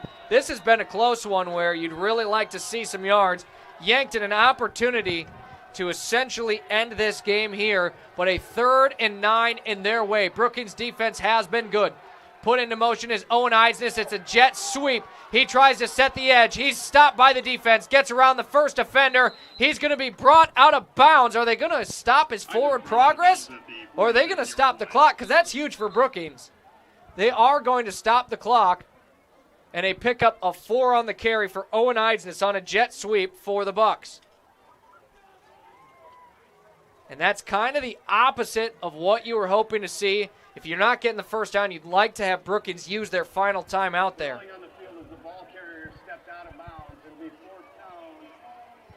And now Yankton faces a 4th down. Again, it stopped the clock, TJ. Brookings with the ball as the punt team out on the field. Brookings will have about 2.5 minutes and a timeout to go score a touchdown. That's plenty of time. Now, the benefit for Yankton is only 1 completed pass out of Brookings the entire game so far, as Villanueva sends this one the other direction. It bounces around the 27-yard line, goes out of bounds, and a long field here for Brookings with 2:21 to play in the game. Villanueva's kick goes out of bounds at the 15. Good news for Yankton Buck defense right now is that they got some time to rest. And if we look back at that long drive that Brookings did pull off, they chewed up so much clock. The question is, can they score quickly? Because they needed 10 minutes last drive. Right, and they only have 2 minutes and 21 seconds left this drive. So another game that comes down to the final drive here. Where else would you want to be but at Crane Youngworth Field? As Yankton hosting Brookings, they lead 14-7, 2:21 to play. Bobcats with the football on their own 15-yard line. They'll have to move the ball quickly. A handoff to start things here as a pickup of about 2 yards, 2nd and 8 on the way. A nice stop by the Bucks defense, as on the carry there for the Bobcats is number 28, Ben Schulte. 2nd and 8 here for the Bobcats, who get to the line quickly. We hit the 2-minute mark in the game. 2nd and 8. Huntemer takes a snap, drops back to pass, throws an incompletion. Right now, Jones Huntemer 1 for 13 in the game. Yankton has just completely eliminated the passing game of Brookings in this one. And when you've got 2 minutes to go and score a touchdown, you need your passing game to be at the top of its game. And right now for Brookings, it hasn't. They've got 2 passing yards in this entire game. 3rd and 8. Yankton's defense on the field. They've only given up 7 and a handful of first downs. Huntemer out of the shotgun, faces pressure, steps up. This one caught up to the 30-yard line. Tetzloff drops it, but he got back on it. That'll be a 14-yard pickup from Jones Huntemer into the hands of Bergen Tetzloff. And TJ, that's exactly what they needed. That is 7 times the passing yards they had in the entire game. 2 receivers on each side. 1st and 10 here. A quick pass. This one falls incomplete. And you feel like for the Yankton defense, they're thinking, really? We had good coverage, but Bergen Tetzloff just comes up with a highlight reel catch. Somehow pulls it in. He did drop it, but was able to drop on it. But what a time for the Bobcats to get a 10-plus yard pickup through the air. 2nd and 10, Bobcats with the ball on their own 30. They trail 7 points and need a touchdown with under 90 seconds to play. They do have a timeout left in this one. Jones Huntemer working out of the shotgun. Drops back, fires to the far side. This one hit the turf as well. Incomplete, 3rd and 10. Yankton's defense not making this easy at all. And you knew they wouldn't, but we're seeing a lot of fire out of this Yankton Bucks defensive line, putting a lot of pressure on him. He's not getting much time to throw. And I think if you have one MVP in this game, it's not one MVP. It is a group of MVPs. The front men in the middle and the end of the line. The defensive line right now for Yankton has really held their own in this game. 3rd and 10, the whistle will blow, and it is a timeout called by Yankton. A Lindsay Echo Water Systems of Yankton water break will take that break, and it is the 3rd and final timeout by Brookings, actually, not Yankton. Brookings use that timeout. If you want somebody to come into your home and fix everything right the first time, look professional, act professional, treat you with respect, you gotta call Kaylin's. When they come in, I feel that they want to be there. I feel that they want to help me. You know, they put on the little booties over their shoes. They had canvas from the garage door all the way down to walk on. They left the furnace room in the basement probably cleaner than it was when they came in. They just do customer service very well. I would recommend Kaylin's to anyone. 3rd and 10 here on the field. Bobcats with the football. Shockingly enough, Brookings called the final timeout.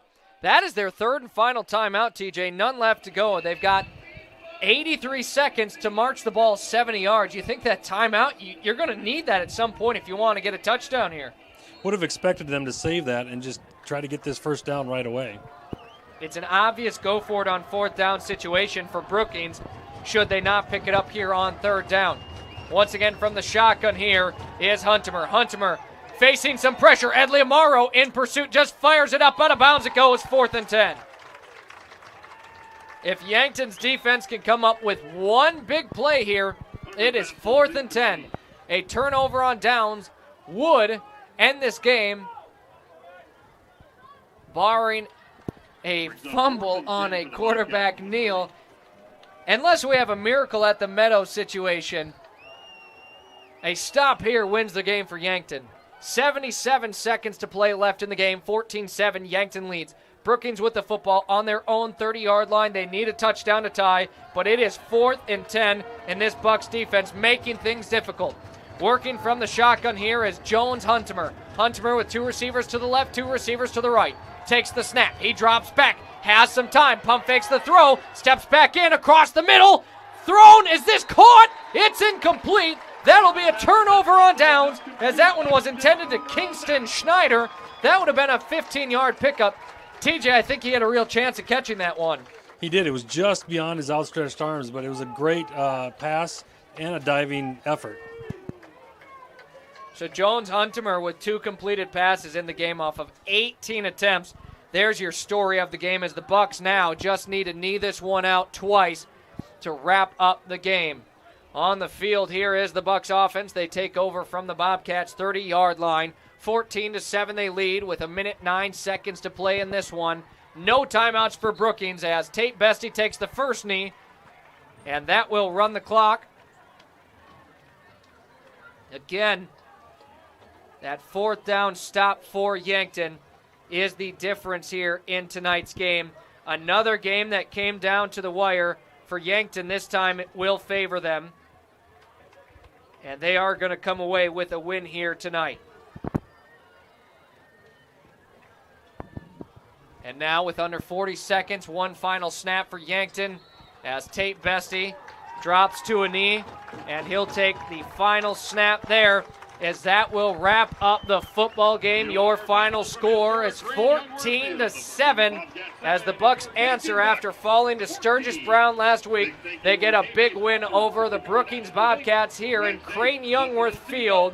And that's great news for Yankton, because on top of that, T-Area lost to Watertown earlier tonight, so Yankton could be moving up in the standings. We'll see if they get to the number 2 or 3 seeds after. Coming up, we've got our First Dakota National Bank of Yankton postgame show and our Kaiser Heating and Cooling hot hand / hitter of the game, and a chat with one of the assistant coaches of Yankton. All of that to come here on Classic Hits 106.3 and Yankton streaming on YouTube. Welcome to JR's Oasis, your one-stop food and gas shop. Proud to serve Phillips 66 regular, premium, and diesel fuel. After fueling, go inside for slushies and shakes, ice cream cones, and now offering a full line of healthy, chilled items and snacks. JR's hot menu is great for breakfast, lunch, and supper, featuring the famous Hammer Breakfast Sandwich and fresh hand-patty burgers. Try the new Cafe Tango frozen coffees for that extra boost of deliciousness. JR's Oasis, East Highway 50, Yankton. Midwest Insurance Agency values family. Our agency has been family-run for over 60 years. We pride ourselves on excellent, knowledgeable customer service. This day and age, everyone is so eager to have an immediate response with a quote. But at Midwest Insurance, we take our time and evaluate your assets and make sure you are properly insured. We take those what-ifs very seriously. As we continue on our family business with hopes of our children, Brooke or Jet, taking over in the future, we will continue to be there for you always. Come be a part of our family. Midwest Insurance Agency, 3016 Piper Street, Yankton.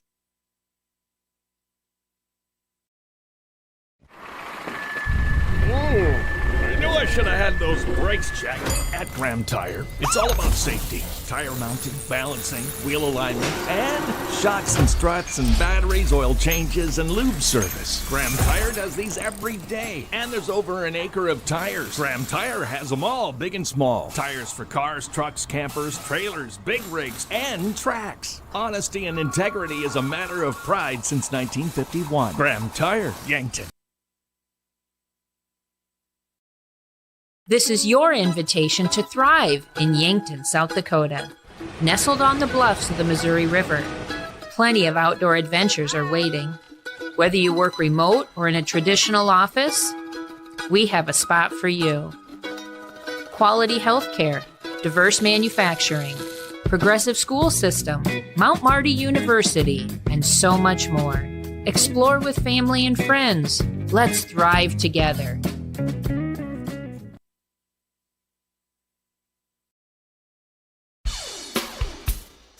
When you need top-notch appliances that last, trust the experts at Murph's Appliance. From washers and dryers to refrigerators, they have all the trusted brands to keep your home running smoothly. At Murph's, you'll find Maytag appliances built for durability and service you can count on. Whether it's a new oven or a repair, they're there for you every step of the way. Stop on down to Murph's Appliance, your local Maytag dealer in Vermilion.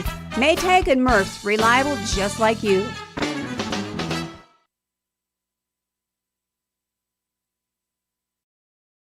Imagine working for a successful global business with customers in 140 countries.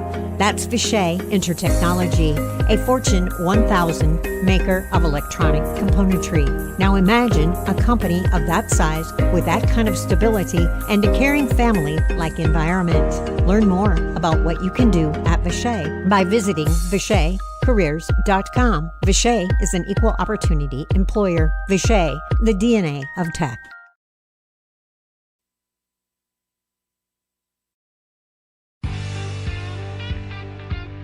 There's a whole new world out there. It's called the off-road and it's waiting to be explored in a Polaris. So gear up to make every moment count with the Polaris off-road vehicle. The new Polaris models are now available at Stockman's Motorsports in Yankton. No matter the weather, get ready to tackle all the trails. With machines like these, your world just gets bigger. Stop in at Stockman's Motorsports today to learn more about the epic new Polaris off-road lineup.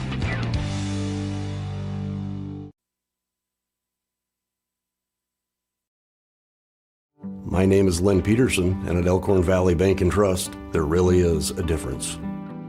I think a big difference that Elkhorn Valley Bank offers customers is a quick turnaround in loan decision.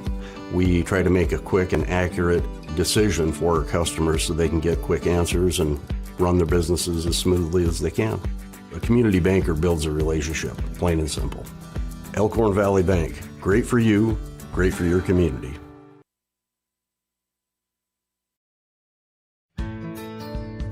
At Elwood Family Dental Care, we treat our patients like family. We have an experienced and caring dental team. We take the time to make sure you understand your oral health and answer any questions you have about your dental treatments. We take pride in educating our patients.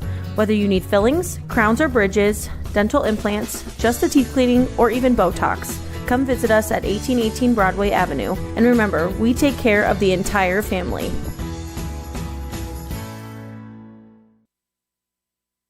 And welcome to our First Dakota National Bank post-game show. First Dakota has proudly supported the dreams and banking needs of their customers for over 150 years. They offer personal, business, and ag banking solutions for every stage of your journey with 2 locations, downtown and North Broadway, Yankton. Your final stats for the game. For Brookings, Gus Armenta with 9 carries, 24 yards. Jay Harris, 1 rushing attempt, 3 yards. James Huntimer, 3 carries, 1 yard. Otto Eidsness had 7 attempts for 26 yards. Bergen Tetzloff, 11 carries, 46 yards, and 1 touchdown. And Ben Schulte, 1 carry for 2 yards.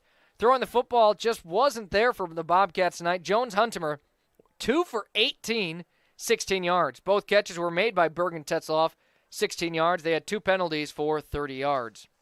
For the Bucks, running the football, Jason Lachek in this one, 25 attempts, 84 yards. Tate Bestie with 6 attempts, 7 yards, and a 2-point conversion.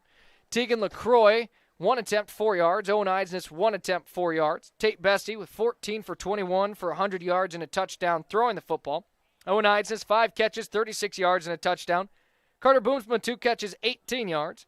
Cale Hazelhorst had 4 receptions, 29 yards. Jason Lachek, 1 reception, 4 yards. And Tegan LaCroix, 2 catches for 13 yards. The Bucks in the game had 9 penalties, 49 yards total. As now we are joined by assistant coach Justin Olson here of the Bucks. And Coach, congrats on the win, first of all. Well, thank you. Yeah, it was a hard-fought win. Both teams, fought and right to the end. So just proud that we came out ahead, and just looking forward to what's coming next. So. And, well, what a game it was from the defense. I mean, hats off. 7 points they gave up in the first half. Only 1 first down given up. Huntimer on the flip side, 2 for 18, 16 yards throwing the football. What was the defense doing, or what did practice look like that led to such a great performance from that side of the ball? Well, when you get slapped inside the head, the week before against, a game that you probably feel like you should have won, you have a little bit more motivation to put together a good week, and our guys did. They responded, and that was kind of what we're looking for. The Cards fell where they did. We took an L, last week out west, and that'll raise the hairs on the back of anybody's neck, especially the coaching staff. So we just want to make sure that the communication was there, and just try to figure out, what happened and from last week, and then make sure that it doesn't happen again this week. Knowing that Brookings is coming in with a great football team, and both offense and defense. We had great practices, and just flying around, and just kind of had a little bit of chip on our shoulder to know that, hey, we didn't play our best the week before, and we got to come out and something to prove, especially at home. And now your offense, it's been 2 weeks of a little bit of the unusual for them, maybe just not quite clicking, firing on all cylinders. How do you try and get that rolling back again by next week? Well, we still got to continue to try to run the ball, and that's going to loosen up, the secondary, and then we can find those passes. I know that we're just maybe just a little bit off, coming into this game, but we're really happy with the guys we have on offense. I know that we'll get things fixed, and Coach Muth was down there talking about. I know there's some missed assignments, and I think there's going to be a level of trust that comes forward to be able to move the football and get back to that offense that we've seen, in the earlier weeks. It's all there. We have all the tools. We just got to continue kind of just to gel. And time's running out, but I'm confident in the defense and the offense and the special teams. I thought had a great night tonight too. That we'll get it fixed and we'll be ready to go when T comes to town. And when you mentioned the special teams, Yankton's offense, your offense, I should say, when your worst starting field position 3/4 through the game is the 35-yard line, it makes it pretty easy on the offense. Don't have to move the ball very much. Yeah, Coach Hale has all those units, just running at a high level, and Liam on the kickoff, and I mean you could just see a change as the year has been progressing, change in Liam, and he's been really working hard. And with the punt, I mean, you can just see his drops. I mean, that ball's turning over, and spinning him deep. He had a couple that bounced into the end zone, but a lot of those kicks that he dropped right in there, and that's a defensive. That's my dream right there. Have the end zone as another defender there with him backed up, and so that was a big deal for us to deal with when special teams can give us a long field behind us to play with. And now coming up T area, your next opponent again here at Crane Youngworth. Your thoughts on that matchup? It's going to be another tough matchup. They're coming in and they're going to be hungry. I believe they just took a loss to Watertown. So they're in recovery mode and hey, let's get it fixed. And they're going to try to come in here and do their best. We know what they're going to do. They're going to try to run the football as well. And our run defense was a lot better this game. So we're going to be ready for them. We'll prepare for them. And it'll be another exciting game. And if we shut down the run, we're gonna do our thing, and the offense is gonna get their get their mojo back, as you should say, and we'll be rolling. It'll be a fun game to be at. Well, thanks for the chat, Coach. Congratulations on the big win here tonight at Crane Youngworth. Look forward to seeing your team in action next week. You bet. I appreciate it. Again, that was assistant coach Justin Olson of the Yankton Bucks here on our First Dakota National Bank postgame show.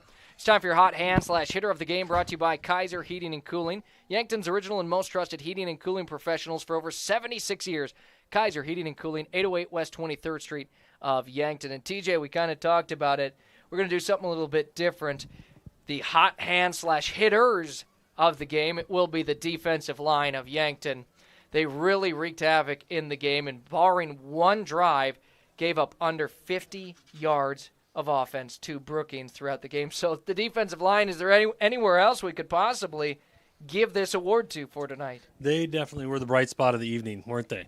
They came out ready to play, and like Coach just said, coming off of a loss last week, they had something to prove this week, and I think they did a good job of it. They certainly did. They dominated this game. The Bucks won 14-7 over the Brookings Bobcats. Next in action, they'll be against T-Area. The next Friday, we'll be right here with it on Classic Hits 106.3 and Yankton, streaming on YouTube.